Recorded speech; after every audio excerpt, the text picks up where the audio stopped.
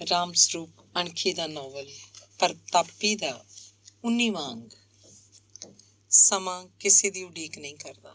ਹਾਲਾਤ ਤੇਜ਼ੀ ਨਾਲ ਬਦਲ ਰਹੇ ਸਨ। ਪ੍ਰਤਾਪੀ ਮਸਾਂ ਹੀ ਕਦੀ ਮਹਿਲਾਂ ਜਾ ਸਕਦੀ, ਕਦੇ ਸਾਲ ਪਿੱਛੋਂ, ਕਦੇ 2 ਸਾਲ ਪਿੱਛੋਂ। ਜਾਂਦੀ ਤਾਂ 1 ਰਾਤ ਤੋਂ ਵੱਧ ਨਹੀਂ ਰਹਿੰਦੀ ਸੀ। ਜਦੋਂ ਵੀ ਜਾਂਦੀ ਪਿੰਡ 'ਚ ਨਵੀਆਂ ਘਟਨਾਵਾਂ ਵਾਪਰ ਚੁੱਕੀਆਂ ਹੁੰਦੀਆਂ। ਨਾਈਆਂ ਦੀ ਤੇਜੋ ਵਿਆਹੀ ਜਾ ਚੁੱਕੀ ਸੀ। ਉਹਦੀ ਗੋਦੀ ਮੁੰਡਾ ਸੀ। ਪਹਿਲਾਂ 2 ਕੁੜੀਆਂ ਹੋਈਆਂ। ਜਿੱਦਣ ਦੀ ਤੇਜੋ ਵਿਆਹੀ ਸੀ ਉਹ 1 ਦਿਨ ਵੀ ਨਹੀਂ ਮਿਲੀਆਂ ਸੀ। ਤੇਜੋ ਆਈ ਹੁੰਦੀ ਤਾਂ ਪ੍ਰਤਾਪੀ ਨਾ ਹੁੰਦੀ, ਪ੍ਰਤਾਪੀ ਕਦੇ ਜਾਂਦੀ ਤਾਂ ਤੇਜੋ ਨਾ ਹੁੰਦੀ। ਪ੍ਰਤਾਪੀ ਸੋਚਦੀ ਕੀ ਦਾ ਕੀ ਹੋ ਗਿਆ। ਕਦੇ ਸਮਾਂ ਸੀ ਉਹ 1 ਦਿਨ ਵੀ ਮਿਲੇ ਬਗੈਰ ਨਹੀਂ ਰਹਿ ਸਕਦੀਆਂ ਸੀ, ਤੇ ਹੁਣ ਜਿਵੇਂ ਜੁਗੜੇ ਬੀਤ ਗਏ। ਤੇਜੋ ਦੀ ਮਾਂ ਕੋਲ ਜਾ ਕੇ ਉਹਦਾ ਹਾਲ ਚਾਲ ਪੁੱਛ ਆਉਂਦੀ। ਤੇਜੋ ਜਦੋਂ ਆਉਂਦੀ ਉਹ ਵੀ ਦਿਆਲੋ ਕੋਲ ਆਉਂਦੀ ਤਾਂ ਉਹਦੀ ਸੁੱਖ ਸਾਂਦ ਪੁੱਛ ਜਾਂਦੀ। ਦਿਆਲੋ ਤੇਜੋ ਨਾਲ ਰਸਮੀ ਜਿਹਾ ਹੀ ਬੋਲਦੀ, ਥੋੜ੍ਹੀ ਗੱਲਬਾਤ ਕਰਦੀ। ਅੱਕੀ ਦੇ ਘਰ ਨਾ ਕਦੇ ਤੇਜੋ ਗਈ ਸੀ, ਨਾ ਪ੍ਰਤਾਪੀ ਨੂੰ ਲੈਣ ਕੋਈ ਨਾ ਜਾਂਦਾ। ਉਹ ਆਪਣੇ ਆਪ ਹੀ ਕਦੇ ਮਹਿਲਾਂ ਜਾਂਦੀ, ਕੱਲੀ ਮੁੜ ਆਉਂਦੀ। ਮਹਿਲਾਂ ਵੱਲੋਂ ਇੱਕ ਤਰ੍ਹਾਂ ਨਾਲ ਸਾਰੀ ਉਮਰ ਹੀ ਨਿਰਾਦਰੀ ਰਹੀ। ਪ੍ਰਤਾਪੀ ਦੇ ਵਿਆਹ ਤੋਂ 5-7 ਮਹੀਨਿਆਂ ਬਾਅਦ ਹੀ ਜਿਉਣਾ ਮੁੜ ਕੇ ਮਹਿਲਾਂ ਆ ਗਿਆ।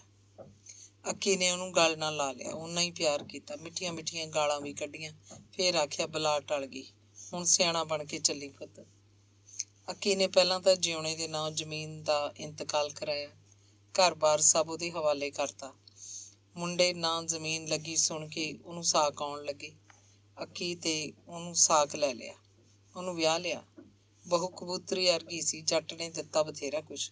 ਬਹੂ ਤੜਕੇ ਉੱਠ ਕੇ ਅੱਕੀ ਦੇ ਪੈਰੀਂ ਹੱਥ ਲਾਉਂਦੀ, ਰਾਤ ਨੂੰ ਪੈਣ ਵੇਲੇ ਬੁੜੀ ਦੀਆਂ ਲੱਤਾਂ ਘੁੱਟਦੀ। ਪਰ ਉਹ ਵਿਆਹ ਤੋਂ ਬਾਅਦ ਮਸਾਂ 1 ਸਾਲ ਹੀ ਜਿਉਂਦੀ ਰਹਿ ਸਕੀ। ਇਸ ਗੱਲ ਨੂੰ ਤਰਸਦੀ ਰਹੀ ਕਿ ਉਹ ਪੋਤੇ ਦਾ ਮੂੰਹ ਦੇਖੇ। ਪੋਤਾ ਹੋਇਆ ਵੀ, ਪਰ ਉਹਦੀ ਮੌਤ ਤੋਂ ਬਾਅਦ। ਜਦੋਂ ਮਹਿਲਾਂ ਤੋਂ ਭੱਜਿਆ ਸੀ, ਭਦੌੜ ਆਪਣੇ ਬਾਪ ਕੋਲ ਨਹੀਂ ਗਿਆ, ਮਲਕਪੁਰ ਗਿਆ ਸੀ। ਉਹਦੇ ਚਾਚੇ ਤਾਏ ਹੈਰਾਨ ਹੋਏ ਕਿ ਉਹ ਕਿਵੇਂ ਆਇਆ। ਘਬਰਾਏ ਨੂੰ ਦੇਖ ਕੇ ਉਹ ਵੀ ਘਬਰਾ ਗਏ। ਆਖਰ ਉਹਨਾਂ ਦਾ ਭਤੀਜਾ ਸੀ, ਆਪਣਾ ਲਹੂ ਸੀ। ਉਹਦੀ ਸਹਾਇਤਾ ਨਾ ਕਰਦੇ ਹੋਰ ਕੌਣ ਕਰਦਾ। ਪਿਓ ਕੋਲ ਤਾਂ ਉਹ ਗਿਆ ਨਹੀਂ, ਤਾਏ ਚਾਚਿਆਂ ਕੋਲ ਆਇਆ। ਉਹਨਾਂ ਨੂੰ ਕੁਝ ਸਮਝਣਾ ਚਾਹੀਦਾ ਹੈ। ਉਹਨੇ ਚਾਚੇ ਨੂੰ ਗੱਲ ਦੱਸੀ, ਸਾਫ਼-ਸਾਫ਼ ਦੱਸਦਾ ਵੀ ਦੋਵੇਂ ਤਾਇਆਂ ਤੋਂ ਤਾਂ ਸੰਗਦਾ ਸੀ। ਚਾਚੇ ਕੋਲ ਉਹਨੇ ਕੋਈ ਲੁਕੋ ਨਹੀਂ ਰੱਖਿਆ। ਚਾਚਾ ਕਹਿੰਦਾ ਤੂੰ ਫਿਕਰ ਨਾ ਕਰ, ਭੋਰਾ ਭਰਦਾ। ਜਦੋਂ ਕੁੜੀ ਨੂੰ ਕੁਛ ਤੂੰ ਆਖਿਆ ਵੇਖਿਆ ਹੀ ਨਹੀਂ, ਤੂੰ ਝੂਠੀ ਮੁੱਠੀ, ਤੇਰੇ 10 ਸਿਰੇ ਨਹੀਂ ਪੈਂਦੀ ਇਹ ਗੱਲ। ਫਿਰ ਕਹਿਣ ਲੱਗਿਆ ਚੰਗਾ ਕੀਤਾ ਤੂੰ ਆ ਗਿਆ, ਨਹੀਂ ਤਾਂ ਐਵੇਂ 'ਚ ਹੀ ਕੋਈ ਸੱਟ ਫੇਟ ਹੋ ਜਾਂਦੀ। ਤੈਨੂੰ ਕੀ ਵਸਾ ਸੀ ਭਾਈ, ਹੁਣ ਤੂੰ ਟਿਕ ਇੱਥੇ ਹੀ ਮੇਰੇ ਕੋਲ।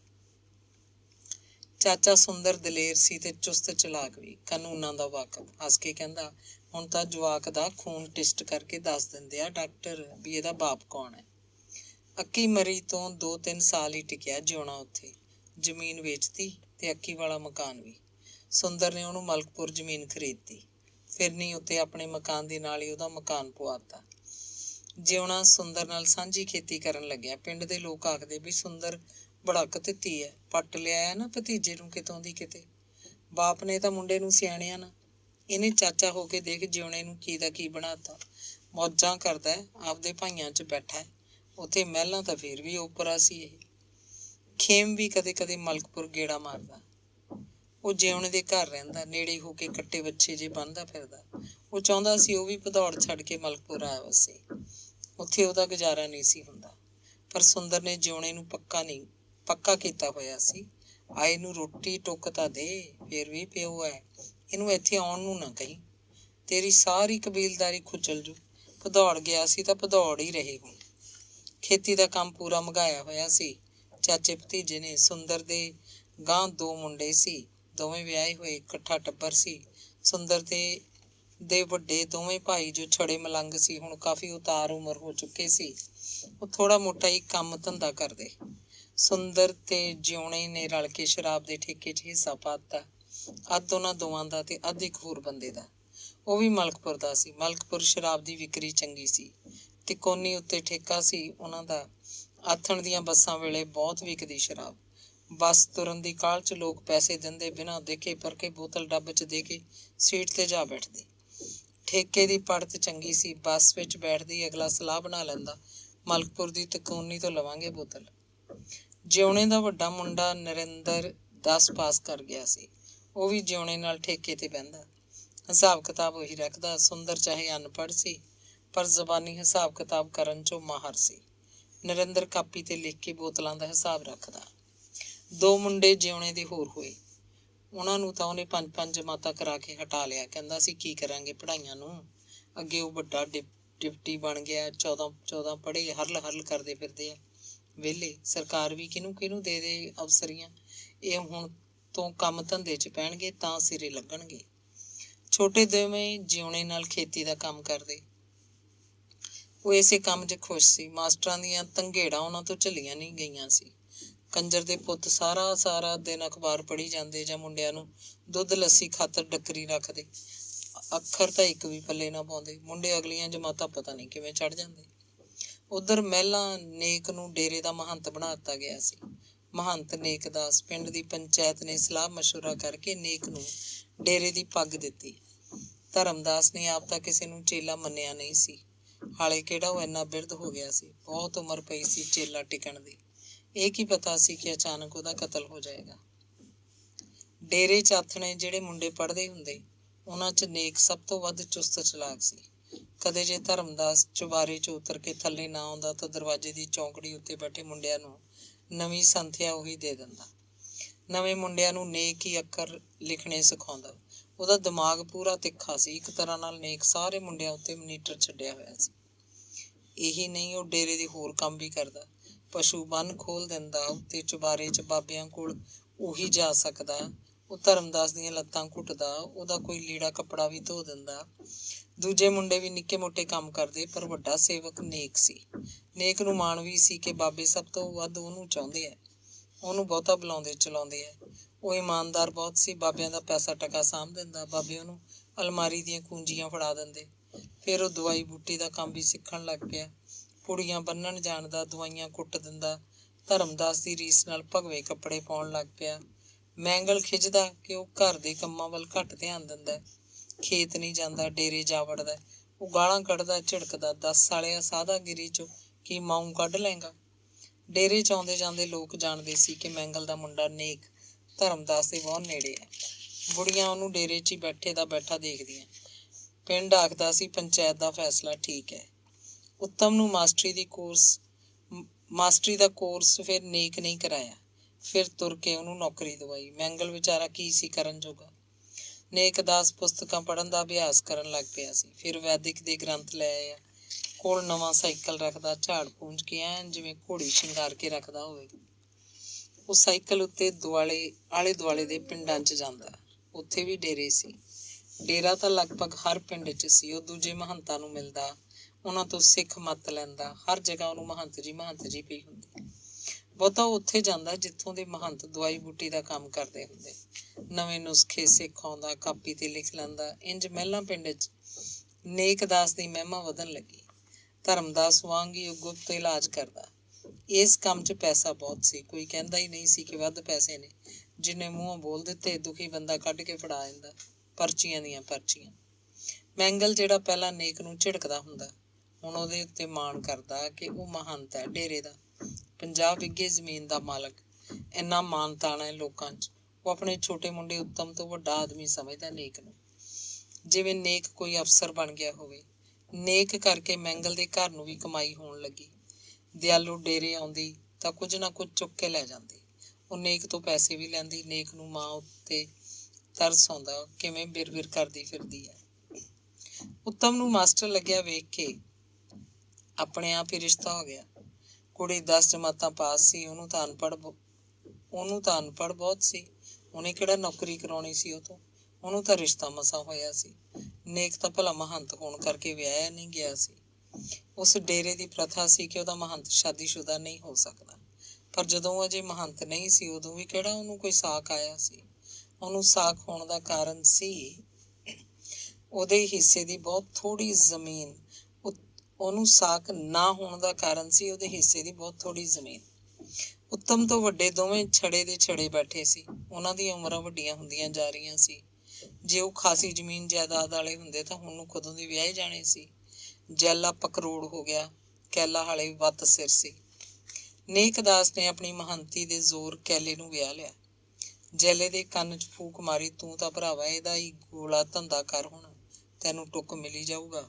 ਨਾਲੇ ਜ਼ਮੀਨ ਇਕੱਠੀ ਸੰਭੀ ਰਹੂਗੀ। ਗਾਹਾਂ ਕੈਲੇ ਦੇ ਜਵਾਕ ਵੀ ਕਿਉਂਟੇ ਜਾਣਗੇ। ਮੇਰੇ ਹਿੱਸੇ ਵੀ ਜਿਹੜੀ ਆਉਂਦੀ ਉਹ ਵੀ ਤੁਹਾਨੂੰ ਦਿੱਤੀ ਤੇ ਫਿਰ ਸਮਝੌਤੀ ਦਿੱਤੀ, ਮੈਂ ਵੀ ਤੁਹਾਡੇ ਨਾਲ ਹੀ ਹਾਂ, ਮੈਂ ਕਿਹੜਾ ਦੂਰ ਹਾਂ, ਰਲ ਕੇ ਡੰਗ ਟਪਾਓ ਭਾਈ। ਕੈਲੇ ਨੂੰ ਕੋਈ ਉਜਰ ਨਹੀਂ ਸੀ। ਉੱਤਮ ਦੇ ਵਿਆਹ ਤੋਂ 15 ਦਿਨ ਪਹਿਲਾਂ ਮੈਂਗਲ ਮਰ ਗਿਆ। ਬਜ਼ੁਰਗ ਤਾਂ ਸੀ, ਬੈਠੇ ਬੈਠੇ ਨੂੰ ਪਤਾ ਨਹੀਂ ਕੀ ਹੋ ਗਿਆ। ਦਿਆਲੂ ਆਖ ਰਹੀ ਸੀ, ਕਰਮਾਂ 'ਚ ਨਹੀਂ ਸੀ ਪੁੱਤ ਦੀ ਜੰਨ ਚੜ੍ਹਨਾ, ਮਾੜੀ ਕਿਸਮਤ ਵਾਲੇ ਨੇ ਸਾਰੀ ਉਮਰ ਤੰਗੀ ਕੱਟੀ, ਹੁਣ ਸੁੱਖ ਦੇ ਦਿਨ ਆਏ ਤਾਂ ਉਹ ਦੇਖਣੇ ਨਾ ਮਿਲੇ।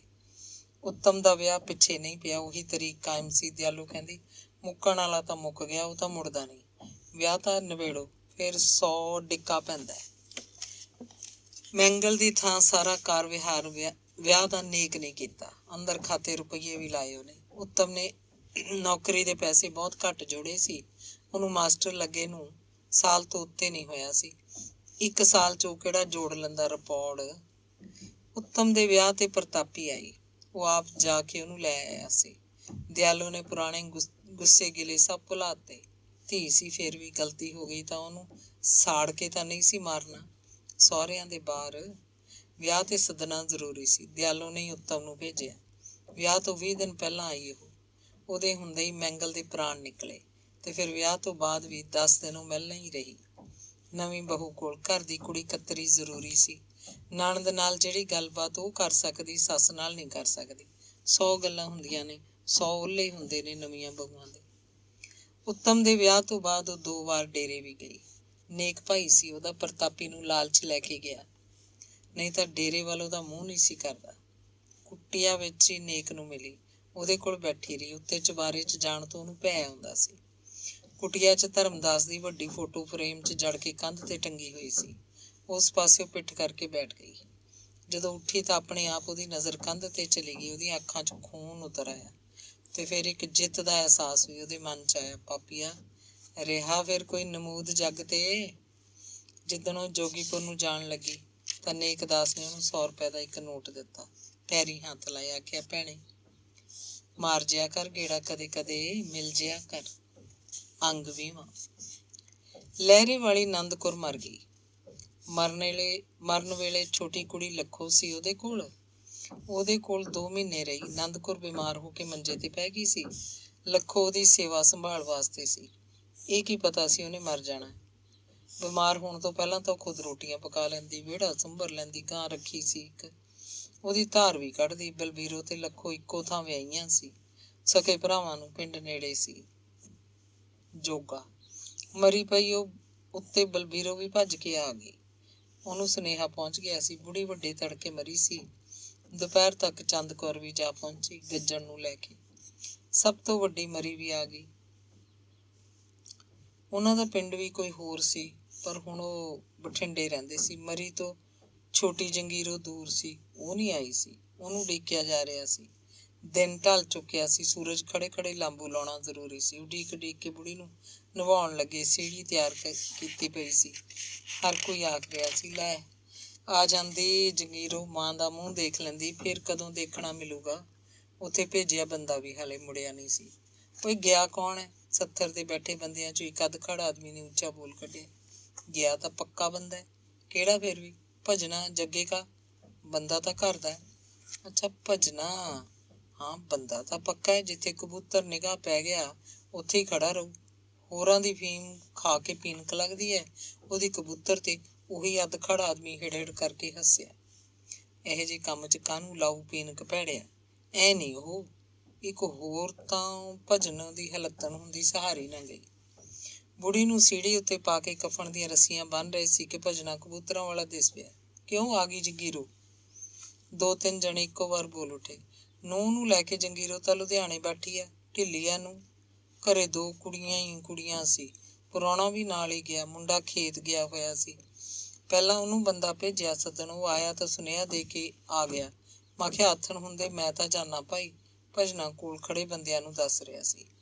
ਦੋਤੇ ਨੂੰ ਕੀ ਡੀਕਣਾ? ਆ ਗਿਆ ਤਾਂ ਠੀਕ, ਨਹੀਂ ਚੱਕੋ ਬੁੜੀ ਨੂੰ। ਇੱਕ ਸਿਆਣੀ ਬੁੜੀ ਨੇ ਐਲਾਨ ਕਰਤਾ। ਕਾਨੀ ਲੱਗ ਕੇ ਤੁਰਿਆ ਤੋਂ ਦੋਤਾ ਆ ਗਿਆ। ਉਹ ਮਜਲ ਦੇ ਨਾਲ ਹੀ ਤੁਰ ਪਿਆ।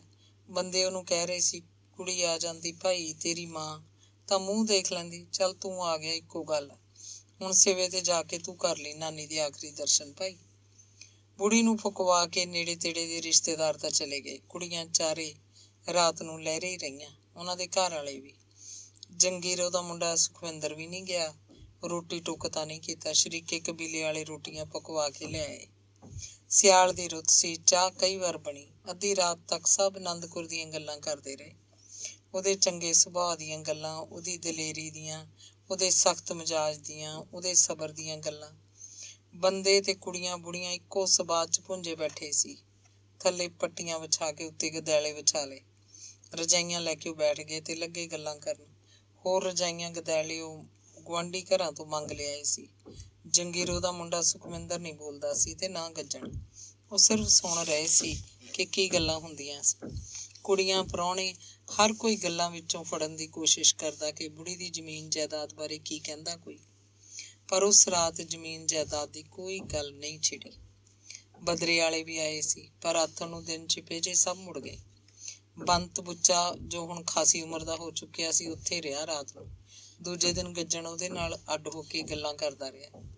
ਤੀਜੇ ਦਿਨ ਫੁੱਲ ਚੁਗਣ ਵੇਲੇ ਨੂੰ ਜੰਗੀਰੋ ਆ ਗਈ। ਉਹਦਾ ਮੁੰਡਾ ਫੁੱਲਾਂ ਤੋਂ ਇੱਕ ਦਿਨ ਪਹਿਲਾਂ ਲੁਧਿਆਣੇ ਗਿਆ ਸੀ ਤੇ ਜੰਗੀਰੋ ਨੂੰ ਭੇਜਤਾ ਸੀ। ਜਾਂਦਾ ਹੋਇਆ ਭੈਣ ਨੂੰ ਨਾਲ ਲੈ ਗਿਆ ਸੀ। ਜੰਗੀਰੋ ਦੀ ਨੂੰਹ ਨੂੰ ਜਵਾਕ ਹੋਣਾ ਸੀ, ਕੇਸ ਵਿਗੜਿਆ ਹੋਇਆ ਸੀ। ਨੂੰਹ ਛੱਡ ਕੇ ਉਹ ਆਈ ਲਹਿਰੇ। ਆਖਦੀ ਸੀ, ਪਿਓ ਪੁੱਤ ਹੈਗੇ, ਕੁੜੀ ਐ, ਕੀ ਡਰ ਹੈ, ਲਹਿਰੇ ਜਾਣਾ ਜ਼ਰੂਰੀ ਹੈ। ਖੰਡ ਪਾਠ ਸ਼ੁਰੂ ਕਰਾ ਕੇ ਸਭ ਚਲੇ ਗਏ। ਲੱਖੋ ਤੇ ਚੰਦਕੁਰ ਉੱਥੇ ਰਹੀਆਂ। ਗੱਜਣ ਚੰਦਕੁਰ ਨੂੰ ਕਹਿ ਆਇਆ ਸੀ, ਸੋਗਵੀਂ ਰੱਖੀ ਹਰ ਗੱਲ ਦੀ। ਭੋਗ ਵਾਲੇ ਦਿਨ ਸਾਰੇ ਰਿਸ਼ਤੇਦਾਰ ਆਏ। ਪੱਗਾਂ ਕੋਈ ਨਹੀਂ ਲੈ ਕੇ ਆਇਆ। ਕਿਹਨੂੰ ਦਿੰਦੇ ਪੱਗ? ਪਿੰਡ ਦੇ ਲੋਕ ਚਰਚਾ ਕਰ ਰਹੇ ਸੀ, ਦੇਖੋ ਜਾਰੋ, ਆਨੰਦਪੁਰ ਦਾ ਕੋਈ ਵੀ ਨਹੀਂ ਪੱਗ ਲੈਣ ਵਾਲਾ। ਉਹ ਭਾਈ ਸਤਜੁਗੀ ਬੁੜੀ ਸੀ। ਹੁਣ ਦਿਆਂ ਵਰਗੀ ਹੁੰਦੀ ਤਾਂ ਦੋਹਤਾ ਕੋਈ ਰੱਖ ਕੇ ਮਤਬੰਨਾ ਬਣਾ ਲੈਂਦੀ, ਫਿਰ ਤਾਂ ਉਹੀ ਲੈਂਦਾ ਪੱਗ। ਹੁਣ 5 ਕੁੜੀਆਂ ਨੂੰ ਜਾਊ ਜ਼ਮੀਨ, ਉਹਨੂੰ ਪੰਜੇ ਇੱਕੋ ਸੀ। ਬੰਤ ਬੁੱਚਾ ਬਦਰੇ ਵਾਲਾ ਕੁੜੀਆਂ ਨੇ ਜਾਣ ਬੁੱਝ ਕੇ ਉੱਥੇ ਰੱਖਿਆ ਹੋਇਆ ਸੀ। ਆਨੰਦਪੁਰ ਦੇ ਦਾਹ ਸੰਸਕਾਰ ਤੋਂ ਲੈ ਕੇ ਹੁਣ ਤੱਕ ਉਹਨੂੰ 5 ਕੁੜੀਆਂ ਇੱਕ ਸੀ, ਕਹਿ ਰਹੀਆਂ ਸੀ, ਮਾਮਾ ਤੂੰ ਤਾਂ ਨਾ ਜਾਈਂ ਕਿਧਰੇ, ਜਿੰਨਾ ਚਿਰ ਇੱਕ ਪਾਸਾ ਨਹੀਂ ਹੋ ਜਾਂਦਾ। ਸ਼ਰੀਕਾਂ ਦਾ ਕੋਈ ਪਤਾ ਨਹੀਂ ਕੀ ਹੈ, ਕੋਈ ਔਟਾ ਪੈ ਜਾਏ। ਭੋਗ ਤੋਂ ਬਾਅਦ 5 ਕੁੜੀਆਂ 5 ਪ੍ਰਾਹੁਣੇ ਲਹਿਰੇ ਛਾਉਣੀ ਪਾ ਕੇ ਬੈਠ ਗਏ। ਛੋਟੀਆਂ ਕੁੜੀਆਂ ਲੱਖੋ ਤੇ ਬਲਬੀਰੋ ਰੋਟੀਆਂ ਪਕਾਉਂਦੀਆਂ। ਕਣਕ ਦੀਆਂ ਬੋਰੀਆਂ ਪਈਆਂ ਹੀ ਸੀ। ਦੁੱਧ ਸ਼ਰੀਕਾਂ ਦੇ ਘਰਾਂ 'ਚੋਂ ਆ ਜਾਂਦਾ। ਖਰਚ ਜਿਹੜਾ ਹੁੰਦਾ 5 ਪ੍ਰਾਹੁਣੇ ਸਾਂਝੇ ਖਾਤੇ ਕਰਦੇ। ਉਹਨਾਂ ਨੇ ਮਰੀ ਦਾ ਪ੍ਰਾਹੁਣਾ ਪੰਜਾਬ ਸੋਨੂੰ ਆਪਣਾ ਲੀਡਰ ਟਕਾ ਲਿਆ। ਉਹ ਵੀ ਵੱਡਾ, ਉਮਰ 'ਚ ਵੀ ਵੱਡਾ ਸੀ। ਉਹਨਾਂ ਨੇ ਅਗਵਾੜ ਦੇ ਨੰਬਰਦਾਰ ਭਾਗਸੂ ਨੂੰ ਨਾਲ ਲੈ ਲਿਆ। ਪਟਵਾਰੀ ਨੂੰ ਪੈਸੇ ਦਵਾਏ। 10 ਕਿੱਲੇ ਜ਼ਮੀਨ ਸੀ ਚੌਕੀਦਾਰੇ 'ਚ। ਆਨੰਦਪੁਰ ਨੂੰ ਮਰੀ ਦਿਖਾ ਕੇ ਤੇ ਫਿਰ ਕਾਲੀ ਕਿਤਾਬ ਜਦੋਂ ਥਾਣੇ ਚਲੀ ਗਈ ਤਾਂ ਉਹਦੀ ਮੌਤ ਦਾ ਸਰਟੀਫਿਕੇਟ ਲੈ ਲਿਆ। ਤਹਿਸੀਲਦਾਰ ਦੇ ਜਾ ਕੇ 5 ਕੁੜੀਆਂ ਦੇ ਨਾਂ ਜ਼ਮੀਨ ਦਾ ਇੰਤਕਾਲ ਹੋ ਗਿਆ। ਪਟਵਾਰੀ ਰਾਹੀਂ ਤਹਿਸੀਲਦਾਰ ਨੇ ਵੀ ਪੈਸੇ ਲਏ। ਨੰਬਰਦਾਰ ਤੇ ਪਟਵਾਰੀ ਨੂੰ ਦੁਬਾਰਾ ਖੁਸ਼ ਕੀਤਾ ਗਿਆ। ਇਹ ਸਾਰੇ ਢੰਗ ਤਰੀਕੇ ਬੰਤ ਬੁੱਚਾ ਜਾਣਦਾ ਸੀ। ਇੰਤਕਾਲ ਦੀ ਨਕਲ ਲੈਣ 5 ਪ੍ਰਾਹੁਣੇ ਤਹਿਸੀਲਦਾਰ ਦੀ ਕਚਹਿਰੀ ਗਏ। ਨਕਲ ਪੰਜਾਬ ਸੂ ਨੇ ਸੰਭਾਲ ਲਈ। ਤੇ ਫਿਰ ਲਹਿਰੇ ਸਾਰੀਆਂ ਕੁੜੀਆਂ ਤੇ ਸਾਰੇ ਪ੍ਰਾਹੁਣੇ ਨਹੀਂ ਰਹਿੰਦੇ ਸਨ। ਲੱਖੋ ਉੱਥੇ ਰਹਿੰਦੀ, ਉਹਨੂੰ ਘਰ-ਬਾਰ ਦਾ ਸਾਰਾ ਪਤਾ ਸੀ। ਪ੍ਰਾਹੁਣਿਆਂ 'ਚੋਂ ਕਦੇ ਕੋਈ ਆ ਗਿਆ, ਕਦੇ ਕੋਈ ਵਗ ਗਿਆ। ਇਵੇਂ ਹੀ ਕੁੜੀਆਂ ਕਰਦੀਆਂ। ਇੰਤਕਾਲ ਤੋਂ ਬਾਅਦ ਚੰਦਕੁਰ ਜੋਗੀਪੁਰ ਚਲੀ ਗਈ। ਫਿਰ ਤਾਂ ਗੱਜਣੀ ਉੱਥੇ ਕਦੇ ਕਦੇ ਗੇੜਾ ਮਾਰਦਾ। ਬੰਤ ਪੱਕਾ ਹੀ ਲਹਿਰੇ ਟਿਕ ਗਿਆ। ਉਹ ਸਾਰੇ ਪਿੰਡ ਨੂੰ ਜਾਣਦਾ ਸੀ। ਜ਼ਮੀਨ ਮਗਰ ਕਈ ਗਾਹਕ ਲੱਗੇ ਸੀ, ਕੋਈ ਕਿੰਨੇ ਬੋਲਦਾ, ਕੋਈ ਕਿੰਨੇ। ਬਹੁਤ ਥੋੜਾ ਮੁੱਲ ਕੱਢਿਆ ਗਿਆ। ਸਭ ਨੂੰ ਪਤਾ ਸੀ ਕੁੜੀਆਂ ਜ਼ਮੀਨ ਵੇਚਣਗੀਆਂ, ਸਿੱਟ ਕੇ ਹੀ ਜਾਣਗੀਆਂ। ਗਾਹਕ ਲਮਕਾ ਰਹੇ ਸਨ। ਬੰਤ ਵੀ ਲਮਕਾਈ ਜਾਂਦਾ। ਉਹ ਵੀ ਇਉਂ ਹੀ ਦਿਖਾਵਾ ਕਰਦਾ ਕਿ ਠੀਕ ਮੁੱਲ ਮਿਲਦਾ ਹੋਇਆ ਤਾਂ ਕੁੜੀਆਂ ਜ਼ਮੀਨ ਵੇਚਣਗੀਆਂ, ਨਹੀਂ ਤਾਂ ਠਹਿਰ ਕੇ ਵੇਚ ਦੇਣਗੀਆਂ। ਜ਼ਮੀਨ ਚੰਗੀ ਸੀ, ਪਰ 35 ਰੁਪਇਆ ਕਿੱਲੇ ਤੋਂ ਉੱਤੇ ਕੋਈ ਗੱਲ ਹੀ ਨਹੀਂ ਕਰਦਾ ਸੀ। ਬੰਦੇ ਆਉਂਦੇ ਜ਼ਰੂਰ, ਮੂੰਹ ਸੁੰਘ ਕੇ ਚਲੇ ਜਾਂਦੇ। ਇਸ ਵਾਰੀ 10 ਦੀ 10 ਕਿੱਲੇ ਵਿੱਚ ਹਿੱਸੇਦਾਰਾਂ ਨੇ ਕਣਕ ਬੀਜੀ ਹੋਈ ਸੀ। ਫਸਲ ਕਾਲੀ ਘੱਟ ਵਰਗੀ ਖੜੀ ਸੀ। ਬੰਤ ਗੇੜਾ ਖੇੜਾ ਮਾਰਦਾ ਤੇ ਝੁਰਦਾ, ਦੇਖੋ ਯਾਰ ਕਿੰਨੀ ਨਰੋਈ ਧਰਤੀ ਆ। ਧੀ ਦੇ ਖਸਮ ਲੋਕ ਥੁੱਕ ਲੁੱਕ 'ਚ ਹੀ ਲੈਣ ਨੂੰ ਫਿਰਦੇ ਆ। ਜੇ ਵੇਚਣੀ ਨਾ ਹੋਵੇ ਤਾਂ ਸਿਉਨੇ ਦੀ ਖਾਣ ਹੈ ਜ਼ਮੀਨ, ਜਿੰਨਾ ਮਰਜ਼ੀ ਕੱਢੀ ਜਾ। ਫਿਰ ਹੌਕਾ ਲੈਂਦਾ, ਸਭ ਬੰਦਿਆਂ ਦੀ ਬਰਕਤ ਹੈ। ਆਨੰਦਪੁਰ ਸਹੁਰੀ ਦੇ ਇੱਕ ਚੂੰਆਂ ਹੀ ਲੱਗ ਜਾਂਦਾ ਤਾਂ ਉਹ ਅੱਜ ਮਾਲਕ ਹੁੰਦਾ ਜਾਇਦਾਦ ਦਾ। ਹੁਣ ਭੈਣ ਦੇ ਯਾਰ ਕਿਤੋਂ ਦੇ ਜੱਟ ਵੇਚ ਕੇ ਪਾਰ ਜਾਣਗੇ। ਉਹਨਾਂ ਨੂੰ ਤਾਂ ਇਹ ਔਤ ਘਰ ਹੀ ਵਫਾ ਕਰ ਗਏ। ਇੱਕ ਵਾਰ 5 ਪ੍ਰਾਹੁਣੇ ਇਕੱਠੇ ਹੋਏ, ਰਾਤ ਨੂੰ ਉੱਥੇ ਹੀ ਰਹੇ। ਜ਼ਮੀਨ ਵੇਚਣ ਦੀਆਂ ਗੱਲਾਂ ਹੋ ਰਹੀਆਂ ਸੀ। ਆਨੰਦ ਕੌਰ ਨੂੰ ਕੋਈ ਵੀ ਯਾਦ ਨਹੀਂ ਕਰਦਾ ਸੀ। ਗੱਲਾਂ ਗੱਲਾਂ 'ਚ ਗੱਲ ਤੁਰੀ ਕਿ ਬੁੜੀ ਨਕਦਨਾਮਾ ਵੀ ਕੋਈ ਛੱਡ ਕੇ ਗਈ ਹੋਊਗੀ। ਇਹ ਗੱਲ ਗੁੱਝੀ ਗੁੱਝੀ ਤੇ ਮਲਵੀਂ ਜੀਭ ਨਾਲ ਹੋ ਰਹੀ ਸੀ। ਲੱਖੋ ਦਾ ਪ੍ਰਾਹੁਣਾ ਪਹਿਲਾਂ ਤਾਂ ਸੁਣੀ ਗਿਆ, ਫਿਰ ਬੋਲਿਆ, ਇਹ ਤਾਂ ਫਿਰ ਸਾਡੇ ਤੇ ਹੀ ਆ ਗਈ ਸਮਝ। ਮਰਨ ਵੇਲੇ ਕੋਲ ਤਾਂ ਲੱਖੋ ਸੀ। ਫਿਰ ਕੜ ਕੇ ਪੁੱਛਿਆ, ਤੁਸੀਂ ਕਿਸੇ ਨੇ ਦੇਖੇ ਹੁਣ ਬੁੜੀ ਕੋਲ ਨੋਟ ਤਾਂ ਗੱਲ ਕਰੋ ਸਾਹਮਣੇ ਹੋ ਕੇ। ਸਾਨੂੰ ਕਿਸੇ ਨੂੰ ਕੀ ਪਤਾ ਬਈ, ਲੱਖੋ ਜਾਣੇ। ਜੰਗੀਰੋ ਦਾ ਪ੍ਰਾਹੁਣਾ ਪ੍ਰਗਟ ਸੂ ਓਨਾ ਹੀ ਤਿੱਖਾ ਬੋਲ ਗਿਆ। ਲੱਖੋ ਕੀ ਹੁਣ ਲਈ ਬੈਠੀ ਆ ਤੁਹਾਡੀ ਖਾਤਰ? ਉਹ ਤਾਂ ਜੋ ਸੀ ਰੱਬ ਜਾਣਦਾ, ਹੁਣ ਕੁਛ ਨਹੀਂ ਧਰਿਆ ਪਿਆ। ਪੰਜਾਬ ਨੇ ਕਿਹਾ। ਬਲਬੀਰੋ ਦਾ ਪ੍ਰਾਹੁਣਾ ਕਹਿੰਦਾ, ਮੈਂ ਐਂ ਪੁੱਛਦਾ, ਤੁਹਾਡੀਆਂ ਚੋਂ ਆ ਕੇ ਨਾ ਸਾਂਭ ਲਈ ਕਿਸੇ ਨੇ ਬੁੜੀ?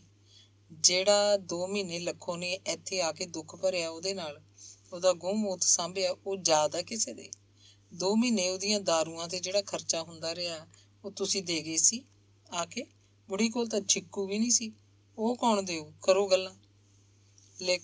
ਲੱਖੋ ਦਾ ਪ੍ਰਾਹੁਣਾ ਪੈਰ ਰੱਖ ਕੇ ਗੱਲ ਕਰਦਾ ਸੀ ਤੇ ਫਿਰ ਬੰਤ ਨੇ ਠੰਡਾ ਝਿੜਕਿਆ, ਉਹ ਭਾਈ, ਮੈਨੂੰ ਤਾਂ ਤੁਸੀਂ ਪੰਜੇ ਇੱਕੋ ਜਿਹੇ ਹੋ। ਇਹ ਗੱਲ ਤਾਂ ਤੁਸੀਂ ਛੱਡੋ, ਹੁਣ ਮਿੱਟੀ ਪਾਓ। ਕੌਣ ਖਾ ਗਿਆ, ਕਿਹਦਾ ਲੱਗਿਆ? ਤੁਸੀਂ ਗੱਲ ਕਰੋ ਗੱਲ ਦੀ, ਜ਼ਮੀਨ ਦੀ ਗੱਲ ਕਰੋ ਜਿਹਦੇ ਪਿੱਛੇ ਆਏ ਹੋ। ਲੱਖੋ ਰੋਟੀ ਲੈ ਕੇ ਆ ਗਈ। ਬੈਠਕ 'ਚ ਰੋਟੀ ਖਾਣ ਲੱਗੇ। ਆਲੂ ਬੜੀਆਂ ਸੀ ਤੇ ਮੱਕੀ ਦੀ ਰੋਟੀ। ਲੱਖੋ ਸਭ ਨੂੰ ਖਵਾ ਰਹੀ ਸੀ। ਬੰਤ ਪਾਣੀ ਧਾਣੀ ਦਿੰਦਾ ਕਹਿ ਰਿਹਾ ਸੀ, ਮੈਂ ਤਾਂ ਭਾਈ ਪਿੱਛੋਂ ਖਾ ਲੂੰ, ਪਹਿਲਾਂ ਤੁਸੀਂ ਖਾਓ, ਲਾਓ ਰੰਗ। ਉਹ ਪੰਜਾਬ ਸੂਹ ਨਾਲੋਂ ਸੀ ਤਾਂ ਉਮਰ 'ਚ ਵੱਡਾ, ਪਰ ਤਕੜਾ ਸੀ। ਇੱਧਰ ਉੱਧਰ ਕਾਹਲ ਨਾਲ ਤੁਰਿਆ ਫਿਰਦਾ। ਰੋਟੀ ਖਾਂਦੇ ਖਾਂਦੇ ਗੱਜਣ ਕਹਿਣ ਲੱਗਿਆ, ਮੇਰੀ ਮੰਨੋ ਤਾਂ 35,000 ਕਿੱਲਾ ਹੀ ਲੈ ਲਓ। ਬਾਲਾ ਕੀ ਹੈ, ਜਦੋਂ ਵੇਚਣੀ ਹੈ 10-20 ਹਜ਼ਾਰ, ਘੱਟ ਹੋਇਆ ਕਿ ਵੱਧ? 35 ਨਹੀਂ, 40 ਬੋਲ ਗਿਆ ਕੱਲ ਇੱਕ ਬੰਦਾ। ਹੋਰ ਵੀ ਵਧੂ, ਇਹ ਤਾਂ ਤੱਤਾ ਨਾ। ਲੱਖੋ ਬੰਤ ਆਖ ਰਿਹਾ ਸੀ। ਬਲਬੀਰੋ ਦਾ ਪ੍ਰਾਹੁਣਾ ਹੱਸਿਆ, ਕਹਿੰਦਾ, ਤੇਰੀ ਤਾਂ ਘੁੱਗੀ ਲੋਟ ਆਈ ਰਹਿੰਦੀ ਹੈ। ਪਹਿਲਾਂ ਚੰਦਕੁਰ ਨੂੰ ਲੈ ਗਿਆ, ਉਹਦੇ ਵਾਲੀ, ਹੁਣ ਬੁੜੀ ਦਾ ਹਿੱਸਾ।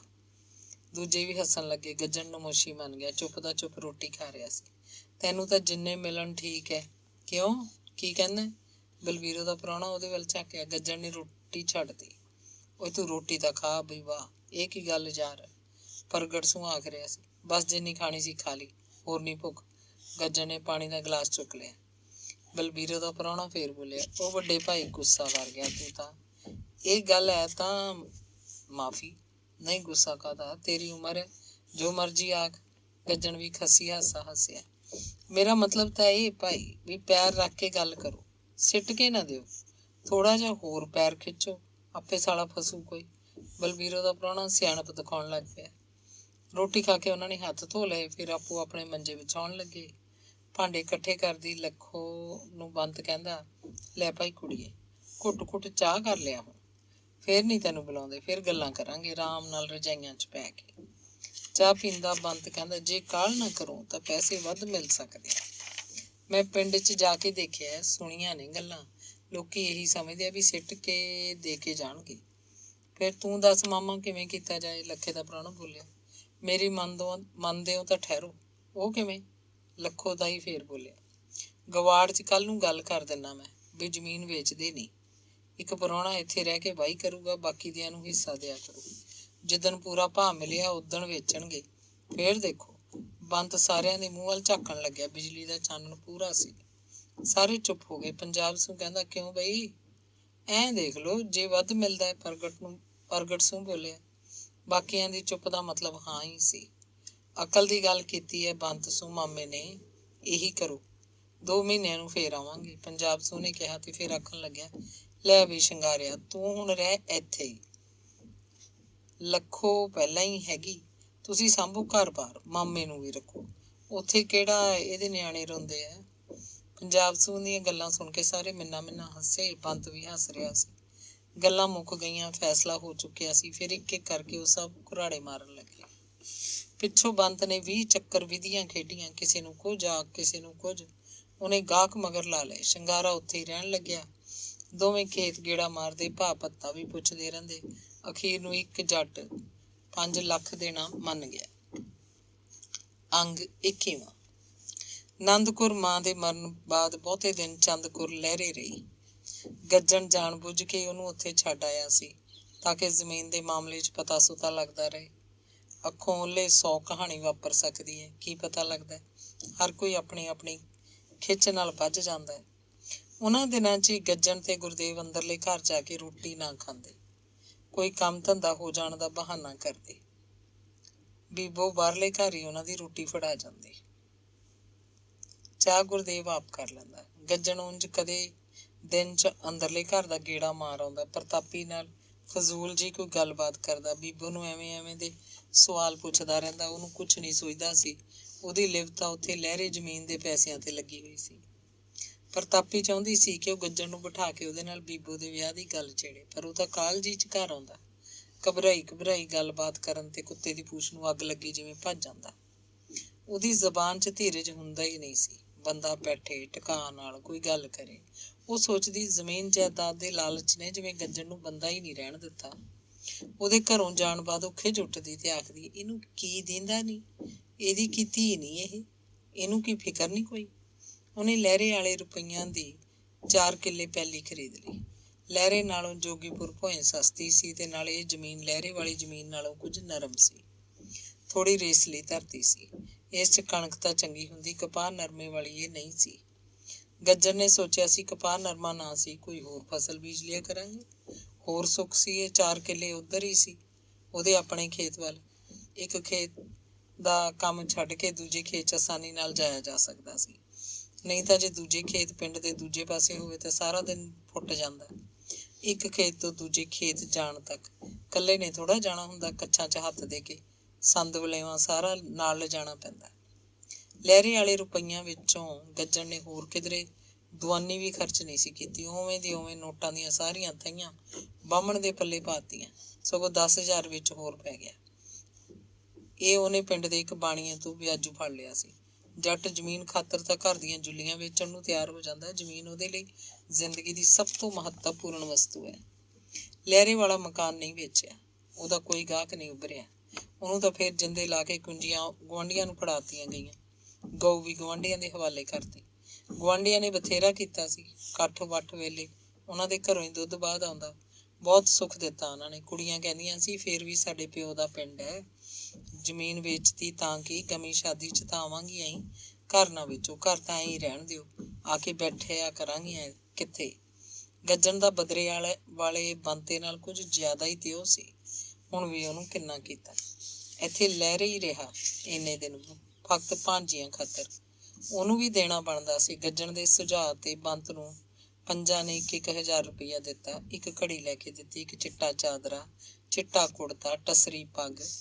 ਆਖਰੀ ਦਿਨ ਬੰਤ ਨੇ ਦਾਰੂ ਪੀਣ ਦਾ ਢਾਣ ਸਵੀਰਾ ਚੱਲਿਆ ਸੀ। 4 ਕਿੱਲੇ ਜ਼ਮੀਨ ਦੀ ਘਰ 'ਚ ਬਹੁਤ ਚਰਚਾ ਸੀ।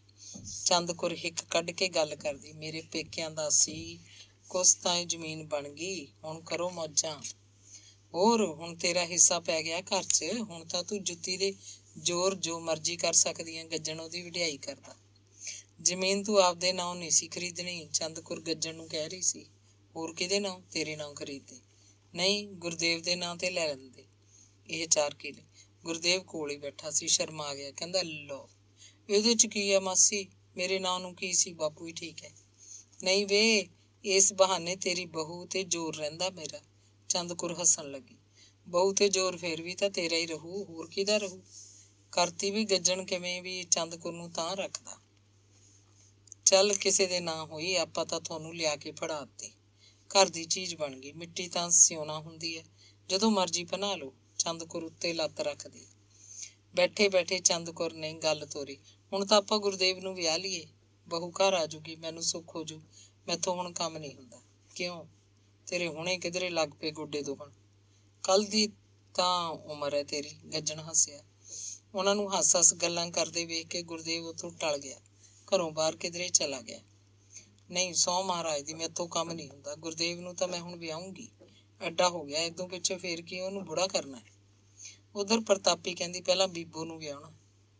ਉਹਨੂੰ ਵੀ ਵਿਆਹੋ, ਕੁੜੀ ਤਾਂ ਘਰੋਂ ਤੋਰਨੀ ਹੈ।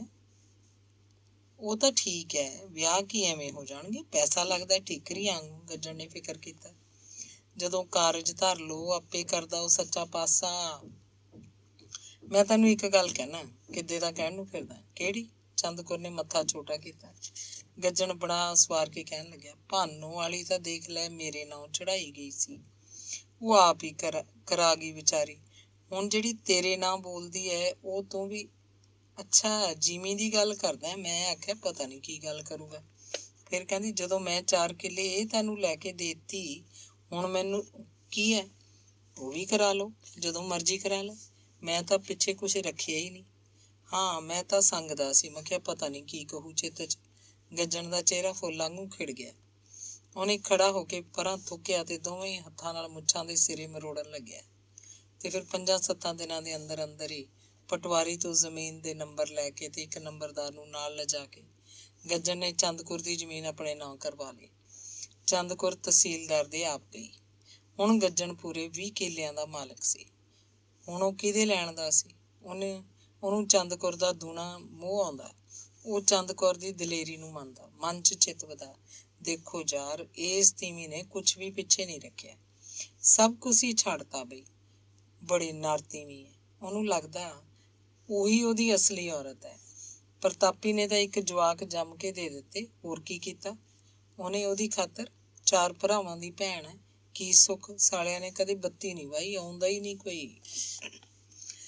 ਪ੍ਰਤਾਪੀ ਨੂੰ ਬੁੜੀਆਂ ਆ ਕੇ ਦੱਸਦੀਆਂ, ਇੱਕ ਤਰ੍ਹਾਂ ਨਾਲ ਮੁਬਾਰਕਾਂ ਦਿੰਦੀਆਂ, ਕੁੜੇ ਪ੍ਰਤਾਪੀ, ਗੱਜਣ ਨੇ 4 ਕਿੱਲੇ ਹੋਰ ਰਲਾ ਲਏ। ਚੰਗਾ ਭਾਈ, ਸ਼ੁਕਰ ਹੈ ਜਾਇਦਾਦ ਬਣ ਗਈ। ਹਾਂ ਲਹਿਰੇ ਵਾਲੇ ਪੈਸਿਆਂ ਦੀ ਲੈ ਲਈ ਹੈ, ਉਹ ਹੁੰਗਾਰਾ ਭਰਦੇ ਨਹੀਂ। ਚੰਗਾ, ਸਭ ਤੇਰੇ ਪੁੱਤਾਂ ਦਾ ਬਣੀ ਜਾਂਦਾ। ਹਾਂ ਠੀਕ ਹੈ। ਤਾਂ ਪ੍ਰਤਾਪੀ ਖੁੱਲ ਕੇ ਨਹੀਂ ਬੋਲਦੀ ਸੀ। ਨਹੀਂ ਤੇਰਾ ਹੀ ਆ ਸਭ ਕੁਛ, ਸਮਝ ਲੈ। ਜੇ ਗੱਜਣ ਤੀਵੀਂ ਅੱਡ ਲੈ ਕੇ ਬਹਿ ਗਿਆ ਤਾਂ ਕੀ ਹੈ? ਤੂੰ ਚਿੱਤ 'ਚ ਨਾ ਕਰਿਆ ਕਰ, ਕੋਈ ਉਹਨੂੰ ਫਰੋਲਣ ਬੈਠ ਜਾਂਦੀ। ਮੇਰੇ ਚਿੱਤ 'ਚ ਕੀ ਹੋਣਾ ਹੈ? ਮੇਰੇ ਕੋਲ ਤਾਂ ਆਵੇ ਨਾ ਆਵੇ ਇੱਕੋ ਗੱਲ ਹੈ। ਉਹ ਆਪਣਾ ਸਬਰ ਦੱਸਦੀ। ਨਹੀਂ, ਅਗਲੀ ਜਾਣ ਕੇ ਉਹਨੂੰ ਛੇੜਨਾ ਚਾਹੁੰਦੀ। ਪ੍ਰਤਾਪੀ ਜਾਣਦੀ ਸੀ ਇਹਨਾਂ ਤੀਵੀਆਂ ਨੂੰ ਕਿਸੇ ਨਾਲ ਕੋਈ ਹਮਦਰਦੀ ਨਹੀਂ। ਇਹ ਤਾਂ ਰੁਆ ਕੇ ਰਾਜੀ ਨੇ, ਤਮਾਸ਼ਾ ਦੇਖਦੀਆਂ ਨੇ। ਇੱਥੋਂ ਸੁਣ ਕੇ ਗਾਂਹ ਗੱਲਾਂ ਬਣਾਉਣਗੀਆਂ। ਉਹਨੂੰ ਪਤਾ ਸੀ ਬੰਦਾ ਆਪਣੀ ਬਣੀ ਆਪ ਨਿਬੇੜਦਾ। ਕਿਸੇ ਕੋਲ ਅੱਖਾਂ ਦਾ ਪਾਣੀ ਕੱਢ ਕੇ ਦਿਖਾਉਣ ਦਾ ਕੋਈ ਲਾਭ ਨਹੀਂ। ਤੇ ਫਿਰ ਕਿਸੇ ਦਿਨ ਹੋਰ ਆਉਂਦੀ ਤੇ ਆਖਦੀ, ਨਹੀਂ ਚੰਦ ਕੌਰ ਨੇ ਤਾਂ ਆਪਦੀ ਵੀ ਲਵਾਤੀ ਗੱਜਣ ਦੇ ਨਾਂ। ਸਮਝ ਤੇਰੇ ਪੁੱਤਾਂ ਨੂੰ ਹੀ ਜਾਊਗੀ ਇੱਕ ਦਿਨ। ਇਹ ਤਾਂ ਚੰਗਾ ਕੀਤਾ ਕੁੜੇ ਚੰਦ ਕੌਰ ਨੇ। ਹਾਂ ਚੰਗਾ ਕੀਤਾ, ਜਵਾਬ ਦਿੰਦੀ। ਤੇਰੇ ਨਾਲ ਵੀ ਕਰ ਲੈਂਦਾ ਕਦੇ ਗੱਲ ਕੱਤ। ਅਗਲੀ ਉਹਨੂੰ ਛੇੜਦੀ, ਉਹਨੂੰ ਖੁਰਚਣਾ ਉਚੇੜਨਾ ਚਾਹੁੰਦੀ।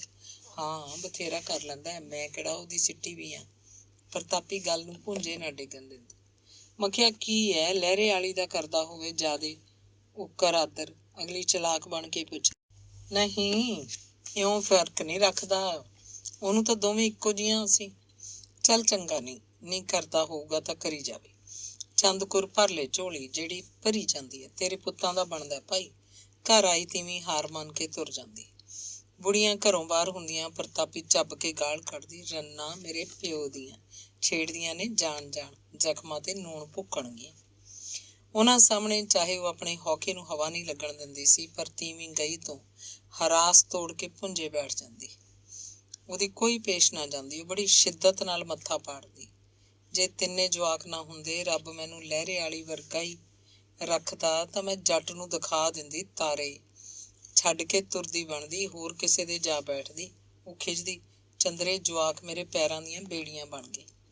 ਉਹ ਦੋਵੇਂ ਆਪੋ 'ਚ ਗੱਲਾਂ ਨਹੀਂ ਕਰਦੀਆਂ ਸੀ। ਗੱਲ ਤਾਂ ਕਿ ਇੱਕ ਦੂਜੀ ਵੱਲ ਝਾਕਦੀਆਂ ਵੀ ਨਹੀਂ ਸੀ।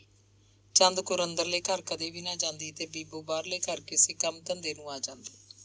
ਚੰਦ ਕੌਰ ਉਹਨੂੰ ਬੁਲਾ ਲੈਂਦੀ। ਉਹ ਇੱਧਰ ਉੱਧਰ ਦੀਆਂ ਰਸਮੀ ਜਿਹੀਆਂ ਗੱਲਾਂ ਕਰਦੀਆਂ। ਪ੍ਰਤਾਪੀ ਦੀ ਗੱਲ ਨਾ ਕਦੇ ਚੰਦ ਕੌਰ ਪੁੱਛਦੀ, ਨਾ ਹੀ ਬੀਬੋ ਆਪ ਕਰਦੀ। ਗੁਰਦੇਵ ਅੰਦਰਲੇ ਘਰ ਗੇੜਾ ਮਾਰ ਆਉਂਦਾ, ਮਾਂ ਨਾਲ ਗੱਲਾਂ ਬਾਤਾਂ ਕਰਦਾ, ਪਰ ਇਸ ਤਰ੍ਹਾਂ ਜਿਵੇਂ ਬਗਾਨੇ ਘਰ ਦਾ ਮੁੰਡਾ ਹੋਵੇ। ਬਾਹਰਲੇ ਘਰ ਪ੍ਰਤਾਪੀ ਕਦੇ ਕਦਾਈ ਆ ਜਾਂਦੀ, ਕਿਸੇ ਖਾਸ ਕੰਮ ਹੀ ਆਉਂਦੀ। ਮਸਲਨ ਪਾਥੀਆਂ ਦੇ ਟੋਕਰੇ ਲਿਜਾਣੇ ਹੁੰਦੇ। ਉਹ ਸੋਚਦੀ, ਕੁੜੀ ਬਾਰ-ਬਾਰ ਕੀ ਚੱਕਰ ਮਾਰੂਗੀ, ਕਿ ਉਹਨਾਂ ਦੋਵੇਂ ਜਣੀਆਂ 2 ਗੇੜੇ ਲਾ ਲੈਣ। ਅਜਿਹੀ ਹੋਰ ਕੰਮ ਜਿਨ੍ਹਾਂ ਕਰਕੇ ਬਾਹਰਲੇ ਘਰ ਜਾਏ ਬਗੈਰ ਸਰਦਾ ਨਹੀਂ ਸੀ। ਪ੍ਰਤਾਪੀ 'ਚ ਰੰਗੜਾਊ ਵੀ ਤਾਂ ਸੀ। ਉਹ ਮਨ 'ਚ ਆਖਦੀ, ਮੈਂ ਕਿਉਂ ਝਿਪਕੇ ਰਹਾਂ ਕਿਸੇ ਕੰਜਰੀ ਤੋਂ। ਮੈਂ ਪੁੱਤਾਂ ਦੀ ਮਾਂ। ਉਹ ਸੰਡ ਔਂਤ ਨਪੁੱਤੀ ਉੱਤੋਂ ਦੀ ਆਈ ਹੋਈ। ਚੰਦ ਕੌਰ ਪ੍ਰਤਾਪੀ ਵਾਲਾ ਅੱਖ ਚੁੱਕ ਕੇ ਨਹੀਂ ਵੇਖਦੀ ਸੀ, ਸਗੋਂ ਜਦੋਂ ਬਾਹਰਲੇ ਘਰ ਜਾਂਦੀ, ਚੰਦ ਕੌਰ ਇੱਧਰ ਉੱਧਰ ਕਿਧਰੇ ਹੋ ਜਾਂਦੀ, ਕਿਸੇ ਓਹਲੇ 'ਚ ਜਾ ਬੈਠਦੀ। ਇਸ ਤਰ੍ਹਾਂ ਨਾਲ ਵਿਚਰਦੀ ਜਿਵੇਂ ਘਰ 'ਚ ਹੋਰ ਕੋਈ ਆਇਆ ਹੀ ਨਾ ਹੋਵੇ। ਪ੍ਰਤਾਪੀ ਜਦੋਂ ਵੀ ਕਦੇ ਬਾਹਰਲੇ ਘਰ ਜਾਣ ਲੱਗਦੀ, ਰਾਹ 'ਚ ਹੀ ਉਹਦੇ ਪਿੰਡੇ ਨੂੰ ਸੇਕ ਚੜ੍ਹਨ ਲੱਗ ਪੈਂਦਾ। ਇੱਕ ਜ਼ਹਿਰ ਉਹਦੀਆਂ ਨਾੜਾਂ 'ਚ ਪ੍ਰਵੇਸ਼ ਕਰਨ ਲੱਗਦੀ। ਬਾਹਰਲੇ ਘਰ ਦੇ ਵਿਹੜੇ 'ਚ ਪੈਰ ਧਰਦੇ ਹੀ ਉਹਦਾ ਮੱਥਾ ਦੁਖਣ ਲੱਗ ਪੈਂਦਾ। ਚਾਹੇ ਉਹਨੇ ਚੰਦ ਕੌਰ ਦੇਖੀ ਵੀ ਨਾ ਹੁੰਦੀ, ਤਾਂ ਵੀ ਉਹਦੀ ਹੋਂਦ ਦਾ ਅਹਿਸਾਸ ਉਹਦੇ ਲੂੰ 'ਚ ਉਤਰ ਜਾਂਦਾ। ਉਹ ਕਮਲੀ ਬਣ ਕੇ ਕੰਮ ਕਰਦੀ ਫਿਰਦੀ। ਕਦੇ ਕਦੇ ਉਹਨੂੰ ਲੱਗਦਾ ਉਹ ਬਾਹਰਲੇ ਘਰ ਕਿਸੇ ਕੰਮ ਨਹੀਂ ਜਾਂਦੀ, ਉਹ ਤਾਂ ਲਹਿਰੇ ਵਾਲੀ ਨੂੰ ਮਚਾਉਣ ਜਾਂਦੀ ਹੈ। ਉਹਦੇ ਬੁੱਲ ਆਪ ਮੁਹਾਰੇ ਹਿਲਦੇ ਰਹਿੰਦੇ, ਜਿਵੇਂ ਆਖਰੀ ਹੋਵੇ ਕੀੜੇ ਪੈ ਕੇ ਮਰੂਗੀ ਇੱਕ ਦਿਨ, ਸੁੰਡ ਚੱਲਣਗੇ ਨਖਸਮੀ ਦੇ। ਅੰਗ 22ਵਾਂ। ਕਈ ਜੱਟ ਆਏ ਸਨ, ਪਰ ਗੱਲ ਸਿਰੇ ਨਾ ਲੱਗਦੀ। ਕੁਝ ਤਾਂ ਚੰਦਕੁਰ ਦੀਆਂ ਮੰਗਾਂ ਸੁਣ ਕੇ ਤਿਲਕ ਗਏ, ਕੁਝ ਨੂੰ ਚੰਦਕੁਰ ਪਸੰਦ ਨਹੀਂ ਸੀ। ਜੱਟ ਦੀ 20 ਕਿੱਲੇ ਪੈਲੀ ਤੇ 2 ਮੁੰਡੇ ਸੁਣ ਕੇ ਦੂਰੋਂ ਤਾਂ ਅਗਲਾ ਭੱਜਿਆ ਆਉਂਦਾ, ਪਰ ਪਿੰਡ ਉਹਨਾਂ ਦੇ ਘਰ ਆ ਕੇ ਜਦੋਂ ਪਤਾ ਲੱਗਦਾ ਕਿ ਮੁੰਡੇ ਦੀਆਂ ਮਾਵਾਂ 2 ਨੇ, ਤਾਂ ਗੱਲਾਂ ਬਾਤਾਂ ਕਰਕੇ ਤੁਰਦਾ ਲੱਗਦਾ। ਗੱਲਾਂ 'ਚ ਹੀ ਪਤਾ ਲੱਗ ਜਾਂਦਾ ਕਿ ਪੁੱਗੇਗੀ ਤਾਂ ਦੂਜੀ ਤੀਵੀਂ ਦੀ। ਕੁੜੀ ਉਹਦੀ ਨੂੰਹ ਬਣ ਕੇ ਕਿਵੇਂ ਰਹਿ ਸਕੂਗੀ। ਮੁੰਡੇ ਦੀ ਅਸਲ ਮਾਂ ਤਾਂ ਨੱਕ ਵਾਂਗ ਸਿਣਕ ਕੇ ਪਰਾਂ ਸੁੱਟੀ ਬੈਠੀ ਹੈ। 2 ਨੰਬਰ ਦੀ ਸੱਸ ਕੁੜੀ ਨੂੰ ਔਖਾ ਕਰੂਗੀ। ਕੁਝ ਹੋਰ ਸਨ ਜਿਨ੍ਹਾਂ ਨੂੰ ਗੁਰਦੇਵ ਪਸੰਦ ਨਹੀਂ ਸੀ ਆਇਆ। 10 ਕਿੱਲੇ ਜ਼ਮੀਨ ਸੁਣਦੇ ਉਹ ਆ ਜਾਂਦੇ, ਪਰ ਜਦੋਂ ਮੁੰਡਾ ਦੇਖਦੇ ਤਾਂ ਉਹਨਾਂ ਦੇ ਮਨ 'ਚ ਗਿਲਾਨੀ ਜਿਹੀ ਭਰਨ ਲੱਗਦੀ। ਸੋਚਦੇ, ਕਿੱਥੇ ਸਾਡੀ ਕੁੜੀ, ਕਿੱਥੇ ਉਹ ਮੁੰਡਾ, ਇਹਦੀ ਤਾਂ ਸ਼ਕਲ ਹੀ ਜੱਟਾਂ ਦੇ ਮੁੰਡਿਆਂ ਵਰਗੀ ਨਹੀਂ। ਮਨ 'ਚ ਹੱਸਦੇ, ਇਸ ਦੁੱਪੜ ਜਿਹੇ ਦੇ ਕੁੜੀ ਵਸੂਗੀ ਕਿਵੇਂ, ਚੁਬਾਰੇ ਦੀ ਇੱਟ ਚੁਬਾਰੇ ਨੂੰ ਲਾਵਾਂਗੇ, ਨਾਲੀ ਨੂੰ ਕਿਵੇਂ ਲਾ ਦਈਏ, ਅਗਲਾ ਸੋਚਦਾ। ਜ਼ਮੀਨ ਚਾਹੇ ਥੋੜ੍ਹੀ ਹੋਵੇ, ਮੁੰਡਾ ਕਬੂਤਰ ਵਰਗਾ ਹੋਣਾ ਚਾਹੀਦਾ। ਕੁੜੀ ਦੇ ਅੱਗੇ ਅੱਗੇ ਤੁਰਿਆ ਜਾਂਦਾ, ਇਉਂ ਲੱਗੇ ਵੀ ਹੈਗਾ ਕੋਈ। 1-2 ਐਸੇ ਵੀ ਆਏ ਜਿਹੜੇ ਆਉਂਦੇ ਤਾਂ ਬਾਹਰਲੇ ਘਰ ਹੀ, ਪਰ ਹਰਦੇਵ ਦੀ ਗੱਲ ਤੋਰ ਬਹਿੰਦੇ। ਉਹਨਾਂ ਦਾ ਤਾਂ ਗੱਜਣ ਨੇ ਚਾਹ ਦਾ ਨਾਂ ਵੀ ਨਹੀਂ ਲਿਆ ਸੀ। ਸਿੱਧਾ ਹੀ ਆਖਤਾ, ਉਹਨੂੰ ਨਹੀਂ ਲੈਣਾ ਹਾਲੇ, ਉਹ ਤਾਂ ਪੜ੍ਹੀ ਜਾਂਦਾ, ਉਹਦੀ ਤਾਂ ਦੇਖੀ ਜਾਊਗੀ, ਉਹਦਾ ਕੀ ਪਤਾ ਕੀ ਕਰੂਗਾ। ਤੇ ਜਦੋਂ ਦਾ ਗੱਜਣ ਨੇ ਟਰੈਕਟਰ ਲੈ ਲਿਆ, ਉਹਦੀ ਹਵਾ ਹੋਰ ਵੀ ਉੱਚੀ ਹੋ ਗਈ। ਉਹ ਹੋਰ ਪੈਰ ਖਿੱਚਣ ਲੱਗ ਪਿਆ। ਜੱਟ ਹੋਰ ਬਹੁਤੇ ਆਉਣ ਲੱਗੇ ਤੇ ਫਿਰ ਹੇੜੀ ਕਿਉਂ ਤੋਂ 4 ਬੰਦੇ ਆਏ। ਉਹਨਾਂ 'ਚ ਇੱਕ ਕੁੜੀ ਦਾ ਮਾਮਾ ਪਹਿਲਾਂ ਵੀ ਇੱਕ ਗੇੜਾ ਮਾਰ ਗਿਆ ਸੀ, ਪਿੰਡ 'ਚ ਉਹਨਾਂ ਦਾ ਭੇਦ ਛੇਤ ਲੈ ਗਿਆ। ਹੁਣ ਉਹ ਪੱਕੀ ਧਾਰ ਕੇ ਆਏ ਸੀ। ਕੁੜੀ ਦਾ ਪਿਓ, ਮਾਮਾ, ਵੱਡਾ ਭਾਈ ਤੇ ਇੱਕ ਬੰਦਾ ਉਹਨਾਂ ਨੇ ਸ਼ਰੀਕੇ 'ਚੋਂ ਸੀ। ਬਾਊ ਮੁੰਦਰਾਂ ਵਾਲੇ ਦਾ ਭਤੀਜਾ ਗਿਆਨ ਧਨੌਲੇ ਵਿਆਹਿਆ ਹੋਇਆ ਸੀ। ਗਿਆਨ ਦੀ ਬਹੂ ਦੀ ਭੂਆ ਗਾਂ ਹੇੜੀਕੇ ਦੀ ਸੀ। ਹੇੜਕਿਆਂ ਵਾਲਾ ਉਹ ਜੱਟ ਭੂਆ ਦੇ ਸ਼ਰੀਕੇ ਵਿੱਚੋਂ ਸੀ ਤੇ ਹੁਣ ਉਹੀ ਆਇਆ ਸੀ। ਉਹਨਾਂ ਦੇ ਨਾਲ ਗਿਆਨ ਦੀ ਬਹੂ ਦਾ ਫੁੱਫੜ ਸੰਤਾ। ਉਹਨਾਂ ਨੇ ਗਿਆਨ ਨੂੰ ਵੀ ਵਿੱਚ ਹੀ ਲੈ ਲਿਆ। ਬਾਊ ਮੁੰਦਰਾਂ ਵਾਲੇ ਦੀ ਗੱਜਣ ਕਿਆ ਨਾਲ ਪਹਿਲੇ ਦਿਨ ਲਿਹਾਜ਼ ਸੀ ਤੇ ਹੁਣ ਗਿਆਨ ਵੀ ਗੱਜਣ ਨਾਲ ਓਨਾ ਹੀ ਤੇ ਉਹ ਕਰਦਾ। ਕੁੜੀ ਦੇ ਮਾਮੇ ਨੇ ਸਿੱਧੀ ਸੁਣਾਤੀ, ਸਾਨੂੰ ਤੁਹਾਡਾ ਸਭ ਮਨਜ਼ੂਰ ਹੈ, ਜੋ ਕਹੋਗੇ ਦੇਵਾਂਗੇ, ਬੋਲੋ ਗੱਲ ਕਰੋ। ਗੱਜਣ ਬੈਠਾ ਸੀ। ਚੰਦਕੁਰ ਘੁੰਡ ਦਾ ਪੱਲਾ ਇੱਕ ਪਾਸੇ ਨੀਵਾਂ ਕਰਕੇ ਕੋਲ ਆ ਖੜੀ ਤੇ ਬੋਲੇ, ਜਦੋਂ ਗਿਆਨ ਵਿੱਚ ਹੈ ਅਸੀਂ ਕੀ ਦੱਸਣਾ, ਇਹ ਜਿਵੇਂ ਕਰ ਲੂਗਾ ਠੀਕ ਹੈ, ਇਹਨੂੰ ਤਾਂ ਸਾਰਾ ਪਤਾ ਹੈ। ਪਹਿਲਾਂ ਚੰਦਕੁਰੇ ਐਂ ਦੱਸ, ਇਹ ਘੁੰਡ ਕਿਤੋਂ ਕੱਢਿਆ, ਗਿਆਨ ਨੇ ਪੁੱਛਿਆ। ਉਹ ਸਾਰਿਆਂ ਵੱਲ ਕਣਖਾ ਜਿਹਾ ਝਾਕੀ ਪੱਲਾ ਚੁੱਕਤਾ। ਉੱਥੇ ਤਾਂ ਕੋਈ ਵੀ ਨਹੀਂ ਸੀ ਜਿੱਥੋਂ ਘੁੰਡ ਕੱਢਣਾ ਬਣਦਾ ਹੋਵੇ। ਉਹ ਤਾਂ ਮੁੰਡੇ ਦੀ ਮਾਂ ਸੀ। ਪੱਲਾ ਚੁੱਕਣ ਨਾਲ ਸਾਰੇ ਹੱਸ ਪਏ। ਗੱਜਣ ਨਹੀਂ ਹੱਸਿਆ, ਕਹਿੰਦਾ ਇਹੋ ਜਿਹਾ ਚਾਹੀਦਾ ਵਿਚੋਲਾ ਜਿਹੜਾ ਕਿਸੇ ਦੀ ਧਰੀ ਢਕੀ ਨਾ ਰਹਿਣ ਦੇਵੇ। ਕੀਤੀ ਨਾ ਨਿੱਤਰਵੀਂ। ਹਾਂ ਬਈ ਗੱਲ ਕਰੋ, ਗਿਆਨ ਬੋਲ ਰਿਹਾ ਸੀ। ਗੁਰਦੇਵ ਘਰ ਹੀ ਸੀ, ਪਰ ਸੰਗਦਾ ਹੋਇਆ ਲੁਕਦਾ ਛਿਪਦਾ ਫਿਰਦਾ ਸੀ। ਕਦੇ ਖੁਰਲੀ ਕੋਲ ਜਾ ਖੜਦਾ, ਕਦੇ ਟਰੈਕਟਰ ਦਾ ਕੁਝ ਦੇਖਣ ਲੱਗ ਪੈਂਦਾ, ਕਦੇ ਬੈਠਕ 'ਚ ਜਾ ਕੇ ਅੰਦਰੋਂ ਹੀ ਨਹੀਂ ਨਿਕਲਦਾ ਸੀ। ਕੁੜੀ ਦਾ ਪਿਓ ਕਹਿੰਦਾ, ਸਾਨੂੰ ਤਾਂ ਸਭ ਠੀਕ ਹੈ, ਤੁਸੀਂ ਆਪਦੀ ਤਸੱਲੀ ਕਰ ਲਓ। ਗੱਜਣ ਹਲੀਮੀ ਭਰੇ ਲਹਿਜੇ 'ਚ ਆਖ ਰਿਹਾ ਸੀ, ਦੇਖੋ ਭਾਈ ਸਾਹਿਬ, ਤੁਸੀਂ ਮੁੰਡਾ ਦੇਖ ਲਿਆ, ਘਰ-ਬਾਰ ਦੇਖ ਲਿਆ, ਜ਼ਮੀਨ ਦਾ ਪੁੱਛ ਲਓ ਜਿੱਥੇ ਮਰਜ਼ੀ। ਲੈਣ ਦੇਣ ਅਸੀਂ ਡੱਕਾ ਨਹੀਂ ਮੰਗਦੇ ਆਪਦੇ ਮੂੰਹ, ਕੋਈ ਕੁਛ ਆਖੀ ਜਾਵੇ, ਬਸ ਇਹ ਹੈ ਵੀ ਲਟਕੀ ਸਪਾਤਰ ਹੋਵੇ, ਕਬੀਲਦਾਰਾਂ ਦੀ ਧੀ ਹੋਵੇ, ਘਰ ਸਾਂਭੇ ਬਸ ਆ ਕੇ, ਹੋਰ ਸਾਨੂੰ ਕੁਛ ਨਹੀਂ ਚਾਹੀਦਾ। ਚੰਦਕੁਰ ਇਸ਼ਾਰੇ ਨਾਲ ਗਿਆਨ ਨੂੰ ਅੰਦਰ ਸੱਦ ਕੇ ਲੈ ਗਈ। ਪੁੱਛਣ ਲੱਗੀ, ਤੈਂ ਦੇਖੀ ਹੈ ਕੁੜੀ ਗਿਆਨ? ਮੈਂ ਤਾਂ ਨਹੀਂ ਦੇਖੀ ਚੰਦਕੁਰੇ, ਸੱਚੀ ਗੱਲ ਐਵੇਂ ਕਹਿ ਦਿਆਂ। ਮੇਲੋ ਨੇ ਦੇਖੀ ਆ, ਉਹਨੂੰ ਬੁਲਾ ਲੈਂਦੇ ਹਾਂ, ਤੂੰ ਉਹਨੂੰ ਪੁੱਛ ਲੈ ਜਿਹੜਾ ਪੁੱਛਣਾ, ਗਿਆਨ ਨੇ ਆਖਿਆ। ਚੰਦਕੁਰ ਬੀਹੀ 'ਚ ਗਈ ਤੇ ਕੁੜੀ ਨੂੰ ਆਖਿਆ, ਗੱਲ ਸੁਣਨੀ ਕੁੜੀਏ, ਕਿਹਨਾਂ ਦੀ ਐ ਤੂੰ? ਜਾਈਂ ਭੱਜ ਕੇ ਗਿਆਨ ਦੇ ਘਰ, ਉਹਦੀ ਬਹੂ ਨੂੰ ਭੇਜ ਕਹੀਂ ਚੰਦਕੁਰ ਬੁਲਾਉਂਦੀ ਹੈ, ਹੁਣੇ ਆ ਜਾ, ਛੱਟ ਦੇ ਕੇ। ਮੇਲੋ ਘੁੰਡ ਕੱਢ ਕੇ ਆਈ ਤੇ ਚੰਦਕੁਰ ਨੂੰ ਇੱਕ ਪਾਸੇ ਲਿਜਾ ਕੇ ਗੱਲਾਂ ਕਰਨ ਲੱਗੀ। ਦੱਸ ਰਹੀ ਸੀ, ਹਾਂ ਮੈਂ ਦੇਖਿਆ ਉਹਨੂੰ, ਕਈ ਵਾਰੀ ਮਿਲੀ ਆ, ਭੂਆ ਦੇ ਘਰ ਕੋਲ ਹੀ ਘਰ ਹੈ ਇਹਨਾਂ ਦਾ। ਭੂਆ ਦੇ ਮੁੰਡੇ ਦੇ ਵਿਆਹ ਗਈ ਸੀ ਮੈਂ ਬੇਬੇ ਨਾਲ, ਉਦੋਂ ਖਾਸੀ ਸੀ ਉਹ, ਬਥੇਰੀ ਸੋਹਣੀ ਆ, ਸਲੱਗ ਹੈ, ਕੰਮਾਂ ਦੀ ਸੁਹੰਡਰੀ ਹੈ, ਇਸ ਗੱਲ ਦੀ ਤਾਂ ਜ਼ਿੰਮੇਦਾਰੀ ਆ ਸਾਡੀ ਚੰਦਕੁਰੇ। ਕੁੜੀ 'ਚ ਇੱਕ ਵੀ ਕਣ ਨਹੀਂ। ਬਾਕੀ ਗੱਲ ਲੈਣ ਦੇਣ ਦੀ ਤੁਸੀਂ ਆਪ ਕਰ ਲਓ। ਇਹ ਬੈਠੇ ਸਾਡਾ ਇਹ ਕਰ ਲੈ, ਤੂੰ ਦੇਖ ਲੈ ਮੇਲੋ ਹੁਣ, ਮੈਂ ਤਾਂ ਕੱਲ ਨੂੰ ਤੈਨੂੰ ਲਾਂਭਾ ਦਊਂਗੀ ਭਾਈ। ਜਿੱਥੇ ਮਰਜ਼ੀ ਨੀਵੇਂ ਥਾਂ ਖੜਾ ਲਈ, ਜੇ ਕੁੜੀ 'ਚ ਕਾਣ ਮੀਣ ਹੋਵੇ ਕੋਈ। ਮੇਲੋ ਨੇ ਹਿੱਕ ਥਾਪੜੀ। ਗੱਲ ਪੱਕੀ ਹੋ ਗਈ। ਉਹ ਦੁਪਹਿਰੇ ਆਏ ਸੀ।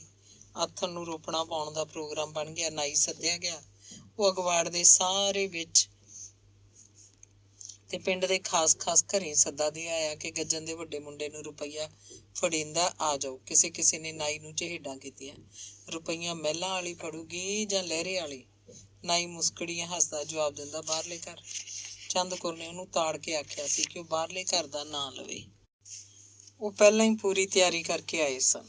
ਗਿਆਨ ਦੇ ਘਰ ਡੇਰਾ ਸੀ ਉਹਨਾਂ ਦਾ। 3 ਵਜੇ ਮੰਗਣੇ ਦੀ ਰਸਮ ਕੀਤੀ ਗਈ। ਵਿਹੜੇ 'ਚ ਕੰਧ ਦੀ ਛਾਂ ਸੀ। ਧੁੱਪ ਇੰਨੀ ਬਹੁਤੀ ਤੇਜ਼ ਨਹੀਂ ਸੀ। ਸਰੀਰ ਝੱਲਦਾ ਸੀ ਧੁੱਪ ਨੂੰ। ਅਗਵਾੜ ਦਾ ਇਕੱਠ ਵੱਜ ਗਿਆ। ਬੰਦੇ ਤੇ ਤੀਵੀਆਂ, ਜਵਾਕ ਭੱਜੇ ਫਿਰਦੇ ਸੀ। ਖੁਰਲੀ ਨਾਲ ਢੋਲ ਲਾ ਕੇ ਖੜੀਆਂ ਕੁੜੀਆਂ ਗੀਤ ਛਾਉਣ ਲਈ ਤਿਆਰ ਸੀ। ਲੱਕੜ ਦਾ ਪਟੜਾ ਰੱਖ ਕੇ ਉੱਤੇ ਗਦੈਲਾ ਵਿਛਾਇਆ ਗਿਆ ਦੂਰਾ ਕਰਕੇ। ਲਾਲ ਗਦੈਲੇ ਤੇ ਦੂਰੀ ਰੰਗਦਾਰ ਚਾਦਰ। ਗੁਰਦੇਵ ਦੇ ਗਲ 'ਚ ਪਟਕਾ, ਪਟਕੇ ਦੇ ਪੱਲੇ 'ਚ ਕੁੜੀ ਦੇ ਪਿਓ ਨੇ ਨਾਰੀਅਲ ਦਾ ਗੁੱਟ ਧਰਿਆ। ਪਹਿਲਾਂ ਖੰਮਣੀ ਬੰਨੀ ਹੋਈ ਤੇ ਪਤਾਸੇ, ਤੇ ਮੁੰਡੇ ਦੇ ਸਿਰ ਉੱਤੋਂ ਦੀ ਵਾਰ ਕੇ 5 ਦਾ ਨੋਟ ਵੀ ਪੱਲੇ 'ਚ ਪਾ ਦਿੱਤਾ। ਮੂੰਹ ਨੂੰ ਮਿੱਠਾ ਲਾਇਆ, ਫਿਰ ਸਿਰ ਪਲੋਸਤਾ। ਮਾਮੇ ਨੇ, ਭਾਈ ਨੇ ਤੇ ਉਹਨਾਂ ਦੇ ਸ਼ਰੀਕੇ 'ਚੋਂ ਆਏ ਸੰਤਾ ਸੋ ਨੇ ਸ਼ਗਨ ਦੇ ਰੁਪਈਏ ਦਿੱਤੇ। ਹੁਣ ਸ਼ਗਨ ਕਰਨ ਦੀ ਵਾਰੀ ਸੀ ਮੁੰਡੇ ਵਾਲਿਆਂ ਦੀ। ਸਭ ਤੋਂ ਪਹਿਲਾਂ ਮਾਂ ਨੇ ਸ਼ਗਨ ਕਰਨਾ ਸੀ। ਪ੍ਰਤਾਪੀ ਤਿਆਰ ਖੜੀ ਸੀ, ਉਡੀਕਦੀ ਸੀ ਉਹਨੂੰ ਕੋਈ ਸ਼ਗਨ ਪਾਉਣ ਲਈ ਕਹੇ। ਉਹ ਜੱਕੋ ਤੱਕੀ 'ਚ ਗੁਰਦੇਵ ਦੇ ਮੂੰਹ ਵੱਲ ਝਾਕ ਰਹੀ ਸੀ। ਚੰਦ ਕੌਰ ਫੋਰੇ 'ਚ ਕਿੱਧਰੋਂ ਦੀ ਆ ਕੇ ਗੁਰਦੇਵ ਨੂੰ ਸ਼ਗਨ ਕਰ ਗਈ। ਮੂੰਹ ਨੂੰ ਗੁੜ ਦੀ ਰੋੜੀ ਲਾਈ, ਪੱਲੇ ਸ਼ਗਨ ਪਾਇਆ ਤੇ ਸਿਰ ਪਲੋਸਤਾ। ਗੱਲ 'ਚ ਤਾਰਨ ਵਾਲੇ ਬੁੜਬੁੜ ਕਰ ਰਹੇ ਸੀ, ਮਾਂ ਦਾ ਸ਼ਗਨ ਤਾਂ ਪ੍ਰਤਾਪੀ ਨੂੰ ਕਰਨਾ ਚਾਹੀਦਾ ਸੀ, ਉਸੇ ਦਾ ਹੱਕ ਬਣਦਾ। ਫਿਰ ਪ੍ਰਤਾਪੀ ਨੇ ਸ਼ਗਨ ਕੀਤਾ। ਉਹ ਕਹਿ ਰਹੇ ਸੀ, ਇਹ ਸ਼ਗਨ ਹੈ ਅਸਲੀ ਦਾ। ਫਿਰ ਅਗਵਾੜ ਦੀਆਂ ਹੋਰ ਬੁੜੀਆਂ, ਚਾਚੀਆਂ, ਤਾਈਆਂ ਤੇ ਬਹੂਆਂ ਨੇ ਸ਼ਗਨ ਕੀਤੇ। ਬੰਦਿਆਂ 'ਚੋਂ ਸਭ ਤੋਂ ਪਹਿਲਾਂ ਗੱਜਣ ਨੇ ਸ਼ਗਨ ਦਿੱਤਾ। ਫਿਰ ਤਾਂ ਅਗਵਾੜ ਦੇ ਪਿੰਡ ਦੇ ਬੰਦੇ ਰੁਪਈਆ ਦਿੰਦੇ ਗਏ। ਗੁਰਦੇਵ ਦੀ ਝੋਲੀ ਨੋਟਾਂ ਨਾਲ ਭਰ ਗਈ। ਹੇੜੀਕੇ ਵਾਲੇ ਸ਼ਗਨ ਕਰਕੇ ਚਲੇ ਗਏ। ਉਹਨਾਂ ਸਾਰਿਆਂ ਨੇ ਗਿਆਨ ਦੀ ਬਹੂ ਮੇਲੋ ਦਾ ਮਾਨ ਤਾਨ ਵੀ ਕੀਤਾ। ਆਥਣੇ ਦਿਨ ਛਿਪਦੇ ਨਾਲ ਹੀ ਸ਼ਰੀਕੇ ਦੇ ਬੰਦੇ ਗੱਜਣ ਦੇ ਵਿਹੜੇ 'ਚ ਆ ਬੈਠੇ। ਗੱਜਣ ਨੇ ਉਹਨਾਂ ਨੂੰ ਸੁਨੇਹਾ ਦੇ ਕੇ ਬੁਲਾਇਆ ਸੀ। ਘਰ ਦੀ ਕੱਢੀ ਦਾਰੂ ਦੀਆਂ ਬੋਤਲਾਂ ਖਾਲੀ ਹੋਣ ਲੱਗੀਆਂ। ਬੱਕਰਾ ਵੀ ਵੱਢਿਆ ਗਿਆ ਸੀ।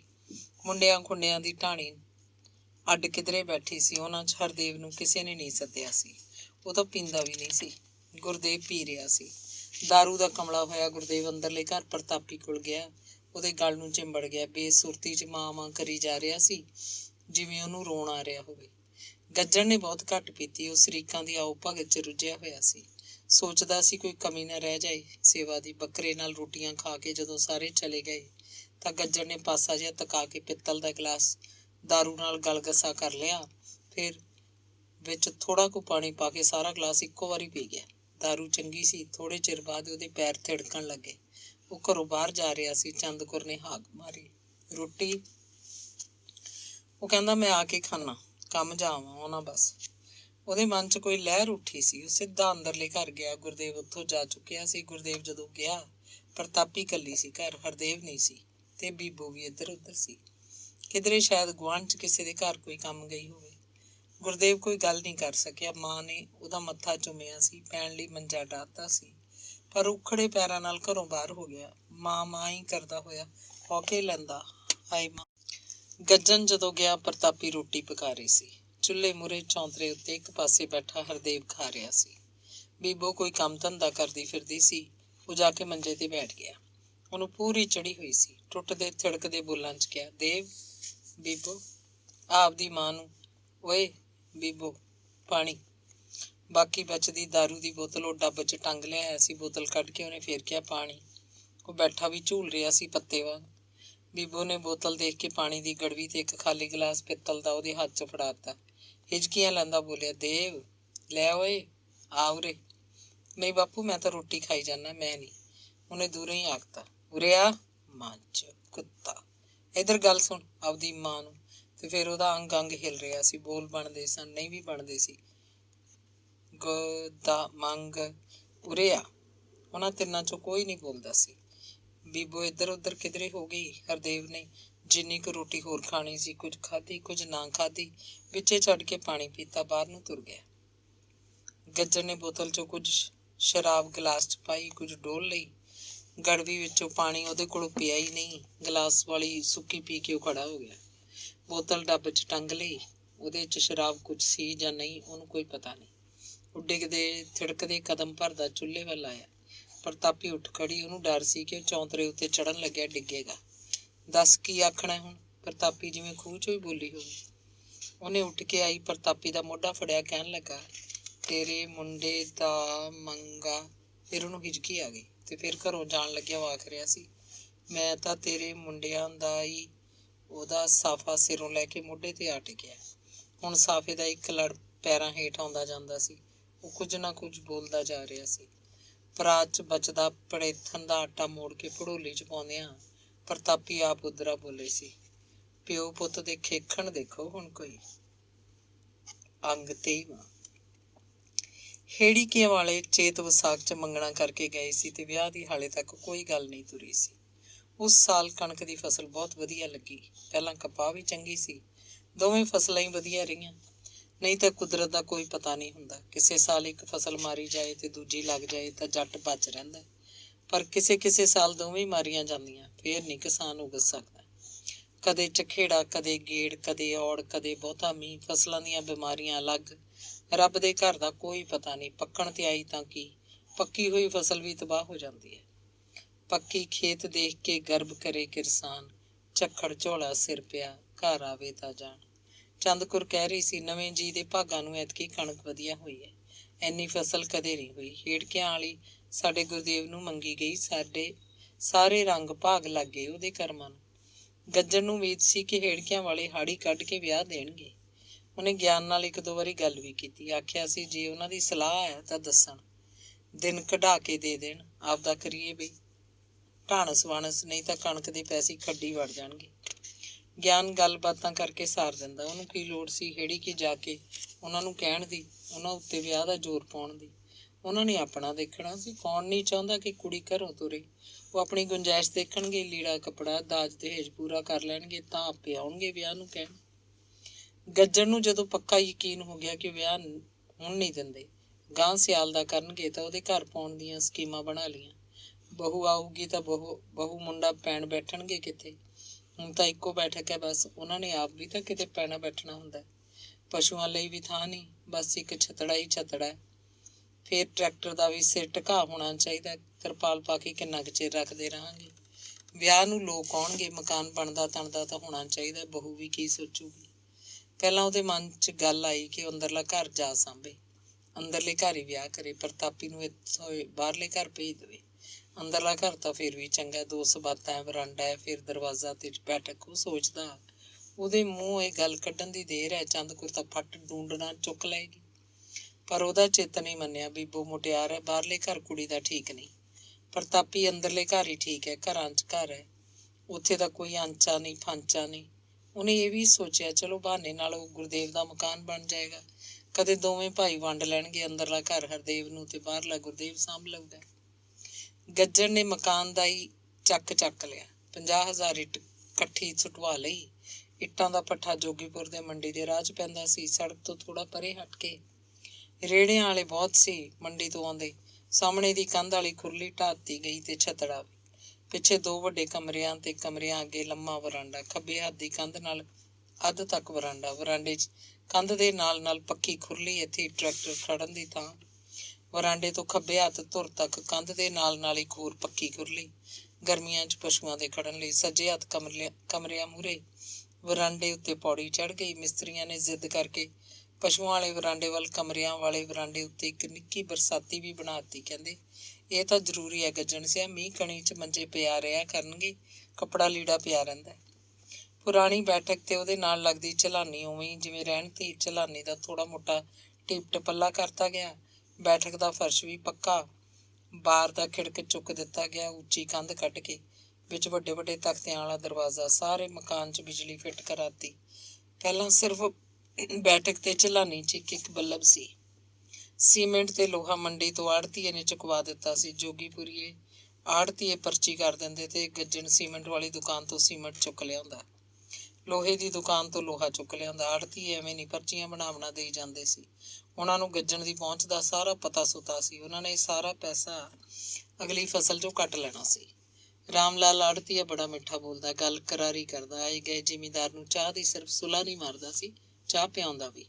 ਇੱਕ ਪਾਸੇ ਉੱਚੇ ਚੌਂਤਰੇ ਤੇ ਗਦੈਲਾ ਵਿਛਿਆ ਰਹਿੰਦਾ। ਗਦੈਲੇ ਦੀ ਚਿੱਟੀ ਚਾਦਰ ਨਿੱਤ ਬਦਲੀ ਜਾਂਦੀ। ਗੱਦੀ ਦੇ ਇੱਕ ਪਾਸੇ ਲੋਹੇ ਦਾ ਗੱਲਾ, ਕੰਧ ਨਾਲ ਇੱਕ ਪਾਸੇ ਵੱਡੇ ਵੱਡੇ 3 ਸਿਰਹਾਣੇ। ਲਾਲੇ ਗੱਦੀ ਉੱਤੇ ਬੈਠਦੇ। ਥੱਲੇ ਫਰਸ਼ ਉੱਤੇ ਵੀ ਵੱਡਾ ਗਦੈਲਾ ਵਿਛਾ ਕੇ ਚਿੱਟੀ ਚਾਦਰ ਵਿਛਾਈ ਹੁੰਦੀ। ਨਿੱਕੇ ਸਿਰਹਾਣੇ ਰੱਖੇ ਹੁੰਦੇ। ਇੱਕ ਪਾਸੇ ਕੁਰਸੀਆਂ ਸੀ। 4-5 ਜਿਣਸ ਵੇਚਣ ਆਏ ਤੇ ਕੰਮ ਕਾਜ ਲਈ ਰੁਪਈਏ ਫੜਨ ਆਏ ਜ਼ਿਮੀਂਦਾਰ ਫਰਸ਼ ਵਾਲੇ ਗਦੈਲੇ ਤੇ ਬੈਠਦੇ। ਕਈ ਉੱਥੇ ਪਏ ਵੀ ਰਹਿੰਦੇ। ਗਰਮੀਆਂ ਦੇ ਦਿਨਾਂ 'ਚ ਦੁਪਹਿਰਾਂ ਢਾਲਦੇ। ਪੜ੍ਹੇ ਲਿਖੇ ਬੰਦਿਆਂ ਲਈ ਕੁਰਸੀਆਂ ਸਨ। ਆਪਣੇ ਖਾਸ ਰੁੱਖ ਦੇ ਬੰਦਿਆਂ ਨੂੰ ਰਾਮ ਲਾਲ ਉੱਤੇ ਗੱਦੀ ਤੋਂ ਬਿਠਾ ਲੈਂਦਾ ਤੇ ਹੌਲੀ ਹੌਲੀ ਗੱਲਬਾਤ ਕਰਦਾ। ਤਰੀਕੇ ਜਿਹੇ ਨਾਲ ਚਲਾਕੀ ਜਿਹੀ ਵਰਤ ਕੇ। ਗੱਲ ਤਾਂ ਆਮ ਹੀ ਹੁੰਦੀ ਜੋ ਹਰ ਕਿਸੇ ਜ਼ਿਮੀਂਦਾਰ ਨਾਲ ਕੀਤੀ ਜਾਂਦੀ। ਬਸ ਉਹਦਾ ਇਹ ਤਰੀਕਾ ਸੀ।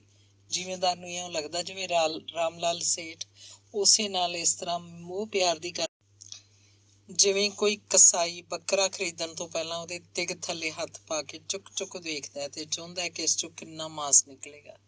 ਬਸ ਇਸ ਤਰ੍ਹਾਂ ਹੀ ਕਰਦਾ ਸੀ ਰਾਮ ਲਾਲ। ਐਤਕੀ ਬੱਦਲਵਾਈ ਤਾਂ ਬਹੁਤ ਰਹੀ, ਪਰ ਫਸਲਾਂ ਨੂੰ ਬਿਮਾਰੀ ਠਮਾਰੀ ਨਹੀਂ ਪਈ ਕੋਈ। ਹੈ ਹਾਂ, ਪਿੱਛੋਂ ਜੇ ਧੁੱਪਾਂ ਵੀ ਚੰਗੀਆਂ ਲੱਗ ਗਈਆਂ। ਬਿਮਾਰੀ ਤੋਂ ਕਿਰਪਾ ਰਹੀ ਬਾਖਰੂ ਦੀ। ਜ਼ਿਮੀਂਦਾਰ ਜਵਾਬ ਦਿੰਦਾ। ਕਿੰਨੀ ਬੀਜੀ ਹੈ ਕਣਕ? ਪੁੱਛਦਾ। ਐਤਕੀ ਤਾਂ ਸਾਰਾ ਵਾਹਣ ਹੀ ਹੈ ਸੇਠਾ। ਕਿੰਨਾ? 20 ਕਿੱਲੇ? 14 ਕਿੱਲੇ ਦਾ ਟੱਕ ਹੈ, ਉਹ ਸਾਰਾ ਬੀਜਦਾ ਸੀ। ਚੰਗੀ ਖੜੀ ਹੈ ਫਸਲ? ਹਾਂਜੀ, ਹਾਲ ਤਾਂ ਹੀ ਤਾਂ। ਨਹੀਂ ਵੀਰ ਸਿਆਂ, ਸਿੱਧੀਆਂ ਨੀਤਾਂ ਨੂੰ ਸਭ ਹੋ ਜੂ। ਤੈਨੂੰ ਚਾਹੀਦੇ ਕਿੰਨੇ ਨੇ? 7,000 ਬਿਨਾਂ ਜਮਾ ਹੀ ਨਹੀਂ ਸਰਦਾ। 4 ਲੈ ਜਾ, ਫੇਰ ਆ ਜੀ ਕਦੇ, ਫਿਰ ਹੋਰ ਲੈ ਜੀ। ਅੱਜ ਲੈ ਗਿਆ ਪਹਿਲਾਂ ਕੋਈ, ਗੱਲੇ 'ਚ ਥੋੜੇ ਨੇ। ਚੰਗਾ 6 ਕਰ ਦਿਓ। ਚੱਲ 5 ਲੈ ਜਾ, ਹੁਣ ਨਾ ਬੋਲੀ। ਮੁੰਡਿਆ ਆ ਦੇ ਓਏ 5 ਸਾਰ ਸਾਹਿਬ ਨੂੰ, ਪਹਿਲਾਂ ਲਿਖ ਲੈ। ਗੱਜਣ ਚਾਹੁੰਦਾ ਸੀ ਬਰਸਾਤਾਂ ਸ਼ੁਰੂ ਹੋਣ ਤੋਂ ਪਹਿਲਾਂ ਮਕਾਨ ਦਾ ਸਾਰਾ ਕੰਮ ਮੁੱਕ ਜਾਏ। ਕਣਕ ਵੇਚ ਕੇ ਕਪਾਹਾਂ ਮੱਕੀਆਂ ਬੀਜਣ ਪਿੱਛੇ ਹੀ ਉਹਨੇ ਮਕਾਨ ਦਾ ਕੰਮ ਛੇੜਿਆ ਸੀ। ਬਰਸਾਤ ਤੋਂ ਪਹਿਲਾਂ ਤਾਂ ਇੱਕ ਮੀਂਹ ਪੈ ਗਿਆ। ਮਿਸਤਰੀ ਕੰਮ ਛੱਡ ਕੇ ਬੈਠ ਗਏ। ਲੱਗਦਾ ਸੀ ਜਿਵੇਂ ਇਹ ਮੀਂਹ ਹੁਣ ਹਟਦਾ ਨਹੀਂ। ਪਰ ਰੇਡੀਓ ਸੁਣਨ ਵਾਲੇ ਦੱਸਦੇ ਸੀ ਕਿ ਮੌਨਸੂਨ ਹਵਾਵਾਂ ਹਾਲੇ ਪੰਜਾਬ 'ਚ ਵੀ 22 ਦਿਨਾਂ ਤੱਕ ਆਉਣਗੀਆਂ। ਇਹ ਮੀਂਹ ਤਾਂ ਮੌਨਸੂਨ ਪਹੁੰਚਣ ਤੋਂ ਪਹਿਲਾਂ ਦਾ ਮੀਂਹ ਹੈ। ਅਜਿਹਾ ਕਈ ਵਾਰ ਹੋ ਜਾਂਦਾ। ਗੁਰਦੇਵ ਇਹ ਗੱਲਾਂ ਪਤਾ ਨਹੀਂ ਕਿੱਥੋਂ ਸੁਣ ਆਇਆ ਸੀ। ਮਿਸਤਰੀ ਤੇ ਦਿਹਾੜੀਏ ਰੇਡੀਓ ਦਾ ਮੁਖਾਲ ਉਡਾਉਣ ਲੱਗੇ। ਕਹਿੰਦੇ ਰੇਡੀਏ ਦਾ ਕੀ ਆ, ਆਖਣਗੇ ਅਗਲੇ 48 ਘੰਟਿਆਂ 'ਚ ਵਰਖਾ ਪੈਣ ਦੀ ਸੰਭਾਵਨਾ ਹੈ। ਤੜਕੇ ਨੂੰ ਸੁੱਕਾ ਪੱਕਾ ਪਿਆ ਹੁੰਦਾ, ਇੱਕ ਵੀ ਕਣੀ ਨਹੀਂ ਡਿੱਗਦੀ ਕਦੇ। ਜਾਂ ਕਦੇ ਆਖਣਗੇ ਠੰਡੂ ਰਾਮ ਹੋਰੀ ਅਗਲੇ 24 ਘੰਟਿਆਂ 'ਚ ਸਮਾਨ ਸਾਫ਼ ਰਹੂਗਾ, ਤੜਕੇ ਨੂੰ ਜਲ ਥਲ ਇੱਕ ਹੋਇਆ ਪਿਆ ਹੁੰਦਾ। ਗੱਜਣ ਕਹਿੰਦਾ ਰੇਡੀਆ ਤਾਂ ਹੁਣ ਦੱਸਣ ਲੱਗ ਪਿਆ। ਪਿੰਡਾਂ ਦੇ ਲੋਕ ਪਹਿਲਾਂ ਹਵਾ ਦਾ ਰੁੱਖ ਦੇਖ ਕੇ ਦੱਸ ਦਿੰਦੇ ਵੀ ਮੀਂਹ ਦਾ ਰੱਥ ਹੈਗਾ ਜਾਂ ਨਹੀਂ। ਹੁਣ ਕੀ ਆਪਾਂ ਨੂੰ ਪਤਾ ਨਹੀਂ, ਪੂਰਾ ਵਗਦਾ ਹੋਵੇ, ਲਾਜ਼ਮੀ ਮੀਂਹ ਪੈਂਦਾ। ਬਰਸਾਤਾਂ ਦੇ ਦਿਨਾਂ 'ਚ ਵੱਟ ਮਰੋੜ ਦਾ ਹੋਰ ਕੀ ਮਤਲਬ ਹੁੰਦਾ? ਮੀਂਹ ਪੈਂਦਾ, ਮਿਸਤਰੀ ਦੱਸ ਰਿਹਾ ਸੀ। ਗੱਜਣ ਅੱਕਿਆ ਤੇ ਖਿਝਿਆ ਬੈਠਾ ਸੀ। ਕਹਿੰਦਾ ਤੁਸੀਂ ਗੁਰਦਿਆਲ ਸਿਆਂ ਜਾਰ ਤੇਸੀ ਜੀ ਮਾਰੀ ਜਾਂਦੇ ਹੋ, ਐਵੇਂ ਇੱਟਾਂ ਭੰਨੀ ਜਾਉਂਗੇ। ਇਹਨੂੰ ਨਿਬੇੜੋ ਛੇਤੀ, ਸਿਆਪੇ ਨੂੰ ਕਿੱਥੇ ਛੇੜ ਲਿਆ। ਵਾਹ ਓਏ ਗੱਜਣ ਸਿਆਂ ਸਰਦਾਰਾ, ਅਕੇ ਤੇਸੀ ਜੀ ਮਾਰੀ ਜਾਂਦੇ ਹੋ। ਛੇਤੀ ਦੀ ਗੱਲ ਕਰਦਾ ਤਾਂ ਮੁਕਾਈਏ 2 ਦਿਨਾਂ 'ਚ। ਫੇਰ ਨਾ ਪਿੱਟੀ, ਪਲਸਤਰ ਕਰਾਉਣ ਵੇਲੇ ਦੁੱਗਣਾ ਸੀਮਟ ਲੱਗੂ। ਦਮਣ ਦਿਹਾੜੀਆਂ ਚਾਹ ਦੀ ਬਾਟੀ ਕੱਕੇ ਰੇਤੇ ਨਾਲ ਮਾਂਜਦਾ ਬੋਲਿਆ। ਸੁਣਿਆ ਨਹੀਂ ਕਦੇ ਸ਼ਰੀਕ ਨੇ ਜੱਟ ਨੂੰ ਗਾਲ ਕੱਢੀ, ਅਖੇ ਲੱਗ ਜਾਣ ਤੇਰੇ ਛੋਟੀਆਂ ਕਰੰਡੀਆਂ ਵਾਲੇ। ਮੀਂਹ ਹਟਣ ਤੱਕ ਉਹ ਓਦਾਂ ਹੀ ਸ਼ੁਗਲ ਮੇਲਾ ਕਰਦੇ ਰਹੇ। ਅੱਸੂ ਕੱਤੇ 'ਚ ਕਣਕ ਦੀ ਬਿਜਾਈ ਮੁਕਾ ਕੇ ਗੱਜਣ ਗਿਆਨ ਦੇ ਘਰ ਗਿਆ। ਬੈਠ ਕੇ ਉਹਨਾਂ ਦੋਵਾਂ ਨੂੰ ਗੱਲ ਜਚਾਈ ਕਿ ਗੁਰਦੇਵ ਦਾ ਵਿਆਹ ਹੁਣ ਲੈ ਹੀ ਲੈਣਾ ਚਾਹੀਦਾ। ਜਦੋਂ ਮੰਗਣਾ ਹੋ ਗਿਆ ਵਿਆਹ ਵੀ ਹੋ ਜਾਵੇ। ਦਿਨ ਪੈ ਜਾਣ ਤਾਂ ਰਿਸ਼ਤੇ 'ਚ 100 ਬਿੱਜ ਪੈ ਸਕਦੀ ਹੈ। ਉਹ ਕਹਿੰਦਾ ਸੀ ਆਪਾਂ ਮੁੰਡੇ ਨੂੰ ਸਾਕ ਲਿਆ ਇਸ ਕਰਕੇ ਆ ਵੀ ਇਹਦਾ ਵਿਆਹ ਕਰੀਏ। ਹੁਣ ਵਿਆਹ ਦਾ ਕੰਮ ਨਿਬੇੜੀਏ ਪਰੇ, ਫਿਰ ਹੋਰ ਕਬੀਲਦਾਰੀ ਪਰੂਨੀਏ ਕੋਈ, ਕੁੜੀ ਦਾ ਵੀ ਕਰਨਾ ਕੁਛ ਆਪਾਂ। ਤੇ ਫਿਰ ਚੰਦ ਕੌਰ ਵੀ ਇੱਕ ਦਿਨ ਮੇਲੋ ਕੋਲ ਆਈ। ਕਹਿ ਕੇ ਗਈ, ਮੇਲੋ ਉਹਨਾਂ ਨੇ ਵਿਆਹੁਣੀ ਨਹੀਂ ਕੁੜੀ ਤਾਂ ਊਂ ਤੋਰ ਦੇਣ। ਮੈਂ ਤਾਂ ਬਹੂ ਚਾਹੁੰਦੀ ਹਾਂ। ਤੂੰ ਜਾ ਭਾਈ, ਹੁਣ ਲਿਆ ਕਢਾ ਕੇ ਦੇਣ। ਤੇ ਫਿਰ ਦੀਵਾਲੀ ਲੰਘਾ ਕੇ ਗਿਆਨ ਤੇ ਮੇਲੋ ਦੋਵੇਂ ਗਏ। ਹੇੜੀ ਕੇ ਮੇਲੋ ਕਹਿੰਦੀ ਸਾਨੂੰ ਕਾਹਦਾ ਵਿੱਚ ਲਿਆ ਭੂਆ, ਸਾਡੇ ਤਾਂ ਉਹਨਾਂ ਨੇ ਪੁੜਿਆਂ ਤੇ ਅੱਗ ਮਚਾ ਛੱਡੀ ਹੈ, ਉਹ ਤਾਂ ਨਹੀਂ ਅਟਕ ਸਕਦੇ। ਹੁਣ ਦਿਨ ਕਢਾ ਕੇ ਦਿਓ ਪਰਾਂ ਤੇ ਆਪਦੀ ਤਿਆਰੀ ਬਿਆਰੀ ਕਰੋ। ਕੁੜੀ ਦੀ ਮਾਂ ਕਹਿ ਰਹੀ ਸੀ, ਗੁਰਮੇਲ ਕੁਰੇ, ਅਸੀਂ ਤਾਂ ਭਾਈ ਉਹਨਾਂ ਨਾਲੋਂ ਪਹਿਲਾਂ ਕਾਹਲੇ ਆਂ, ਦੱਸ ਕਦੋਂ ਦਾ ਚਾਹੀਦਾ? ਜਦੋਂ ਤੁਹਾਨੂੰ ਲੋਟ ਲੱਗਦਾ। ਮੇਲੋ ਨੇ ਸੁੱਖ ਦਾ ਸਾਹ ਲਿਆ। ਉਹ ਕਹਿੰਦੀ, ਪੋਚ ਤਾਂ ਸਾਹਾ ਧਰਦੇ ਨਹੀਂ ਹੁੰਦੇ, ਮੱਗਰ ਚੜਿਆ ਹੀ ਪਿਆ, ਕੀ ਗੋਡੇ ਰਹਿ ਗਏ, ਮਾਘ ਪੱਗਣ ਦਾ ਰੱਖ ਲੈਂਦੇ ਆ ਕੋਈ। ਹਾਂ ਬਸ ਮੁੱਕੇ ਕੰਮ। ਮੇਲੋ ਕਾਹਲੀ ਸੀ। ਗਿਆਨ ਨਹੀਂ ਬੋਲ ਰਿਹਾ ਸੀ ਤੇ ਨਾ ਕੁੜੀ ਦਾ ਪਿਓ। ਮੇਲੋ ਦੀ ਭੂਆ ਵੀ ਉਹਨਾਂ ਦੇ ਨਾਲ ਸੀ। ਉਹ ਕਹਿ ਰਹੀ ਸੀ, ਆਪਦੀ ਭਾਈ ਸਮੱਸਿਆ ਦੇਖੋ, ਅੱਡੀਆਂ ਚੁੱਕ ਕੇ ਫਾਹਾ ਨਾ ਲਿਓ, ਤਿਆਰੀ ਬਿਆਰੀ ਦੇਖ ਲਓ। ਨਹੀਂ ਤਿਆਰੀ ਤਾਂ ਮਾਘ ਪੱਗਣ ਕੀ ਬੰਨਿਆ ਹੋਇਆ, ਹੋਰ ਗਾਹਾਂ ਕਰ ਲਓ, ਮਹੀਨਾ 2 ਮਹੀਨੇ। ਕੁੜੀ ਦਾ ਪਿਓ ਚੁੱਪ ਕੀਤਾ, ਪਤਾ ਨਹੀਂ ਕੀ ਸੋਚ ਰਿਹਾ ਹੋਏਗਾ। ਬੋਲਿਆ, ਤਿਆਰੀ ਨੂੰ ਤਾਂ ਕੀ ਹੈ, ਤਿਆਰੀ ਤਾਂ ਉਦੋਂ ਹੀ ਸ਼ੁਰੂ ਹੁੰਦੀ ਹੈ ਜਦੋਂ ਦਿਨ ਟਿਕ ਜੇ, ਆਪੇ ਕਰਨ ਵਾਲਾ ਸੱਚਾ ਪਾਤਸ਼ਾਹ, ਅੱਗੇ ਕਿਹੜੇ ਕੀਤੇ ਨਹੀਂ ਸਾਹੇ। ਹਾਂ ਭਾਈ, ਇਹ ਤਾਂ ਠੀਕ ਕਹੀ ਤੂੰ ਮੀਆਂ ਸੀਆਂ, ਤਿਆਰੀ ਤਾਂ ਦਿਨ ਰੱਖੇ ਤੋਂ ਹੀ ਕੀਤੀ ਜਾਊ, ਸਾਰਿਆਂ ਘਰਾਂ 'ਚ ਇਉਂ ਹੀ ਹੁੰਦਾ। ਇਹ ਤਾਂ ਬਣੀ ਆਈ ਹੈ, ਆਪਣੇ ਜੱਟਾਂ ਜ਼ਿਮੀਂਦਾਰਾਂ ਦਾ ਇਹੀ ਹਾਲ ਹੈ ਸਭ ਦਾ। ਮੀਆਂ ਸੋਹ ਨੇ ਆਪਣੀ ਘਰ ਵਾਲੇ ਨੂੰ ਇਸ਼ਾਰੇ ਨਾਲ ਅੰਦਰ ਬੁਲਾਇਆ। ਉਹ ਖਾਸਾ ਚਿਰ ਘੁਸਰ ਮੁਸਰ ਕਰਦੇ ਰਹੇ। ਵਿਹੜੇ 'ਚ ਬੈਠੀ ਭੂਆ ਮੇਲੋ ਨਾਲ ਹੋਰ ਗੱਲਾਂ ਕਰਨ ਲੱਗੀ, ਵਿੱਚ ਵਿੱਚ ਗਿਆਨ ਵੀ ਬੋਲਦਾ। ਤੀਵੀਂ ਆਦਮੀ ਬਾਹਰ ਆਏ ਤਾਂ ਮੇਲੋ ਕਹਿੰਦੀ, ਭੂਆ ਅਸੀਂ ਤੁੰਨ ਕੇ ਨਹੀਂ ਲਿਜਾਂਦੇ ਦਿਨ, ਸਾਨੂੰ ਤਾਂ ਤੁਸੀਂ ਪਹਿਲਾਂ ਉਹ ਮਗਰੋਂ। ਜੇ ਤੁਹਾਡਾ ਮਨੀ ਰਾਮ ਨਹੀਂ ਮੰਨਦਾ ਤਾਂ ਦੇਖ ਲਓ, ਹੋਰ ਵਿਚਾਰ ਕਰ ਲਓ। ਪਿੱਛੋਂ ਭੂਆ ਮੈਨੂੰ ਚੰਗਾ ਮਾੜਾ ਨਾ ਆਖੀ ਕਿਤੇ ਹੋਰ। ਮੇਲੋ ਹੱਸਣ ਲੱਗ ਪਈ। ਉਹਦੀ ਭੂਆ ਵੀ ਮੁਸਕਰਾ ਰਹੀ ਸੀ। ਕਹਿੰਦੀ, ਹਾਂ ਭਾਈ, ਗੱਲ ਤਾਂ ਠੀਕ ਹੈ ਕੁੜੀ ਦੀ, ਸਾਡੀ ਦੀ, ਤੁਸੀਂ ਆਪ ਦਾ ਸੋਚੋ। ਉਹ ਅੰਦਰ ਜਾ ਕੇ ਸਲਾਹ ਕਰ ਆਏ ਸੀ। ਮੀਆਂ ਸਿਓ ਨੇ ਆਪਣੀ ਛੋਟੀ ਕੁੜੀ ਭੇਜਤੀ ਕਿ ਉਹ ਬਾਹਮਣ ਨੂੰ ਸੱਦ ਲਿਆਵੇ, ਨਾਲ ਪੱਤਰਾ ਲੈ ਕੇ ਆਵੇ, ਕਾਗਜ਼ ਤੇ ਕਲਮ ਦਵਾ ਦੇਵੇ, ਵਿਆਹ ਕਢਾਉਣਾ। ਫੱਗਣ ਮਹੀਨੇ ਦਾ ਦਿਨ ਨਿਕਲਿਆ। ਚਿੱਠੀ ਕਰਕੇ ਦੇ ਦਿੱਤੀ ਗਈ। ਕਾਗਜ਼ ਨੂੰ ਬਸਾਰ ਦਾ ਹੱਥ ਲਾਤਾ, ਵਿੱਚ ਚੌਲਾਂ ਦੇ ਦਾਣੇ ਰੱਖ ਕੇ ਚਿੱਠੀ ਨੂੰ ਉੱਤੋਂ ਕੰਬਣੀ ਨਾਲ ਬੰਨ੍ਹ ਦਿੱਤਾ। ਅੰਗ 24ਵਾਂ। ਦਿਨ ਜਾਂਦਿਆਂ ਨੂੰ ਕੀ ਲੱਗਦਾ, ਵਿਆਹ ਦੀ ਤਰੀਕ ਨੇੜੇ ਨੇੜੇ ਆ ਰਹੀ ਸੀ। ਚਾਚ ਚੰਦ ਕੌਰ ਦਾ ਧਰਤੀ ਤੇ ਪੈਰ ਨਾ ਲੱਗਦਾ। ਉਹ ਦਿਨੋਂ ਦਿਨ ਵਿਆਹ ਦੀ ਬਣਤ ਬਣਾਉਂਦੀ, ਰੁਪਈਏ ਪਰਚੀਆਂ ਵਾਂਗ ਚੱਲ ਰਹੇ ਸੀ। ਉਹੀ ਸਭ ਕੁਝ ਕਰਦੀ। ਗੱਜਣ ਨੂੰ ਤਾਂ ਜਿਵੇਂ ਪਤਾ ਹੀ ਨਹੀਂ ਸੀ ਕੀ ਕਰਨਾ, ਕਿਵੇਂ ਕਰਨਾ। ਉਹ ਚੰਦ ਕੌਰ ਦਾ ਹਰ ਸੁਝਾਅ ਮੰਨਦਾ। ਪ੍ਰਤਾਪੀ ਨੂੰ ਕਿਸੇ ਗੱਲ 'ਚ ਕਦੇ ਨਹੀਂ ਪੁੱਛਿਆ ਜਾਂਦਾ ਸੀ, ਜਿਵੇਂ ਉਹ ਘਰ 'ਚ ਵਾਧੂ ਜੀ ਹੋਵੇ। ਚੰਦ ਕੌਰ ਆਖਦੀ, ਬਹੂ ਨੇ ਰਹਿਣਾ ਤਾਂ ਮੇਰੇ ਕੋਲ ਹੈ, ਚੀਜ਼ਾਂ ਤਾਂ ਮੈਂ ਵਰਤਣੀਆਂ ਨੇ, ਕੱਲ ਨੂੰ ਕਿਸੇ ਗੱਲ ਦਾ ਲਾਂਭਾ ਤਾਂ ਮੈਨੂੰ ਹੀ ਆਊ। ਫਿਰ ਕੁੜੀ ਵਾਲੇ ਗਲ ਗੂਠਾ ਤਾਂ ਮੇਰੇ ਹੀ ਦੇਣਗੇ, ਜੇ ਕਿਸੇ ਵੀ ਗੱਲ ਦੀ ਕਾਣ ਮੀਣ ਰਹਿ ਗਈ ਕਿਧਰੇ।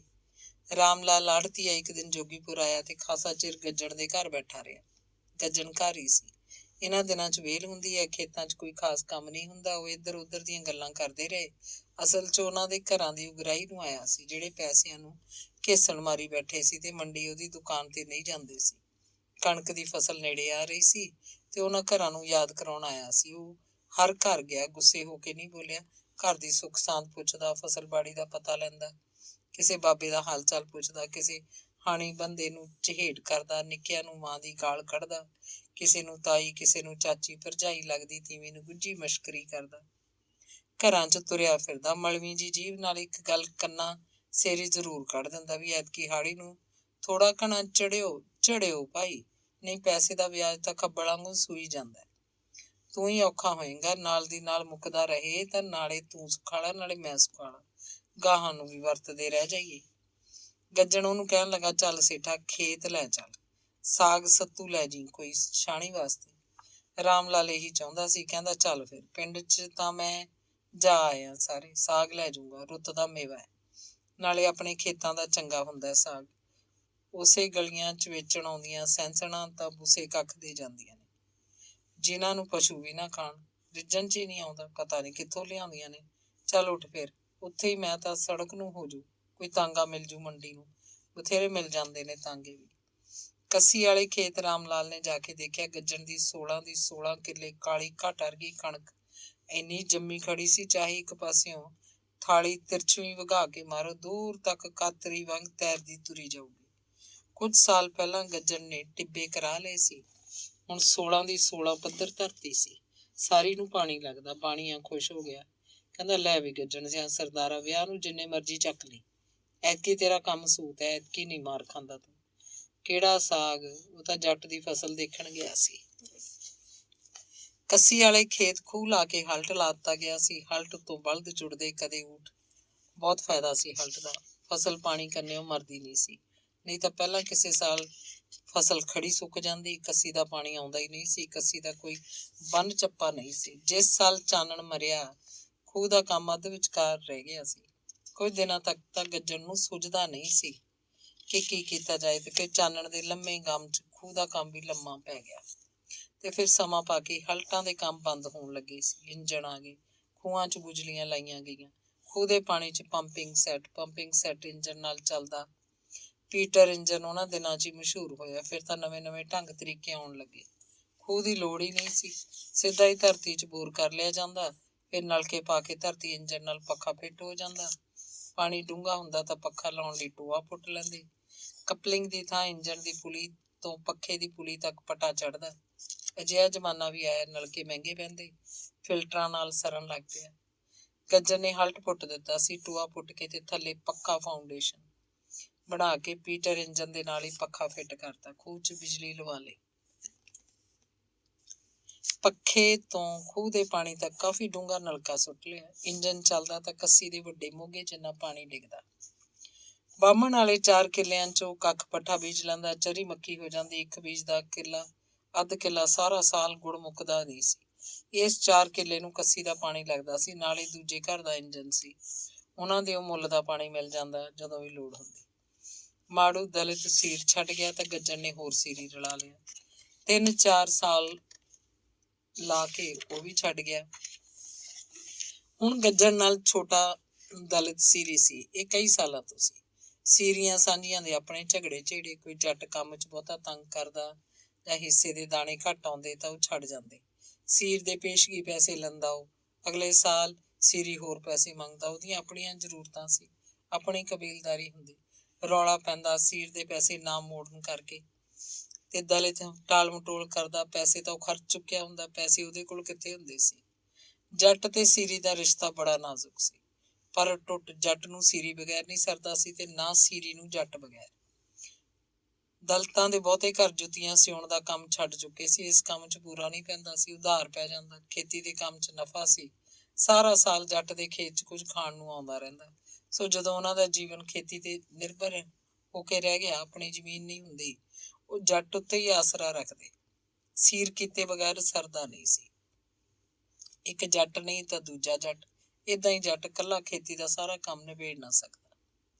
ਜੱਟ ਤੇ ਸੀਰੀ ਹਮੇਸ਼ਾ ਇੱਕ ਦੂਜੇ ਨੂੰ ਨਿੰਦਦੇ ਰਹਿੰਦੇ। ਜੱਟ ਆਖਦਾ, ਉਹ ਦਾਣੇ ਲੈਣ ਵੇਲੇ ਤਾਂ ਮਿੰਟ ਕਿਹੜਾ ਪਰੇ ਹੁੰਦੇ ਆ, ਉਹ ਸਾਲਾ ਰੈਲਾ ਰੱਖੂ ਆਪਣੇ ਆਪ ਨੂੰ। ਕੰਮ ਦੇ ਵੇਲੇ ਉਹਨੂੰ ਕਦੇ ਸਾਲੀ ਦੇ ਮੁੰਡੇ ਦਾ ਵਿਆਹ ਆ ਗਿਆ, ਕਦੇ ਕੁੜੀ ਦਾ ਸਹੁਰਾ ਮਰ ਗਿਆ। ਟਲਿਆ ਹੀ ਰਹੂ ਕੁੱਤੀ ਜਾਤ। ਦਿਹਾੜੀਆਂ ਲਾਈਏ ਤਾਂ ਬੂਥਾ ਸੁਜਾਲੂ। ਚਲਾਕੀ ਕਰੂ ਹਮੇਸ਼ਾ, ਜਿਵੇਂ ਜੱਟ ਬੁੱਧੂ ਹੁੰਦਾ। ਤੇ ਸੀਰੀ ਆਖਦਾ, ਜੇ ਜੱਟ ਦੇ ਸਾਰੇ ਹੋਵੇ ਤਾਂ ਚੰਮ ਕਿਹੜਾ ਨਾ ਲਾ ਲੇ। ਸੀਰੀ ਨੂੰ ਤਾਂ ਇਹ ਸਾਲੇ ਮੌਲਾ ਬਲਦ ਸਮਝਦੇ ਆ, ਵੀ ਕੁੱਟੀ ਜਾਓ, ਲਾਈ ਜਾਓ, ਆਰਾਂ ਤੇ ਆਰਾਂ, ਕਿਹੜਾ ਬੋਲਣਾ। ਜੱਟ ਹੁਣ ਉਹ ਨਹੀਂ ਰਹਿ ਗਏ ਵਿੱਚੋਂ। ਦੇਖੋ ਇਹਨਾਂ ਨੂੰ, ਬਾਣੀਆਂ ਤੋਂ ਵੀ ਗਏ ਗੁਜ਼ਰਿਆ। ਮਜਾਲ ਹੈ ਕੀੜੀ ਦੇ ਰਾਹ ਦਾਣਾ ਜਾਣ ਦੇਣ। ਮਾੜੂ ਬਹੁਤ ਵਰੇ ਰਿਹਾ। ਉਹ ਚੰਗਾ ਵੀ ਬੜਾ ਸੀ, ਕੰਮ ਬਹੁਤ ਕਰਦਾ ਸੀ, ਬੇਈਮਾਨ ਨਹੀਂ ਸੀ। ਇਉਂ ਸੀ ਜਿਵੇਂ ਇਸੇ ਘਰ ਦਾ ਬੰਦਾ ਹੋਵੇ। ਪ੍ਰਤਾਪੀ ਉਹਨੂੰ ਘਰਦਿਆਂ ਵਾਂਗ ਹੀ ਰੱਖਦੇ, ਪਰ ਉਹਨੂੰ ਮਜਬੂਰਨ ਹਟਣਾ ਪੈ ਗਿਆ। ਉਹਦੀ ਸਾਰਿਆਂ ਤੋਂ ਛੋਟੀ ਕੁੜੀ ਗੁਰਦੇਵ ਦਾ ਖਹਿੜਾ ਨਹੀਂ ਛੱਡਦੀ ਸੀ। ਸੀਰੀ ਹੋਣ ਕਰਕੇ ਆਨੀ ਬਹਾਨੀ ਖੇਤ ਆਉਂਦੀ। ਅੰਦਰੋਂ ਅੰਦਰੀ ਚਰਚਾ ਹੋਣ ਲੱਗੀ। ਨਾ ਤਾਂ ਗੱਜਣ ਨੂੰ ਪਤਾ ਸੀ ਕਿਸੇ ਗੱਲ ਦਾ, ਨਾ ਮਾੜੂ ਨੂੰ।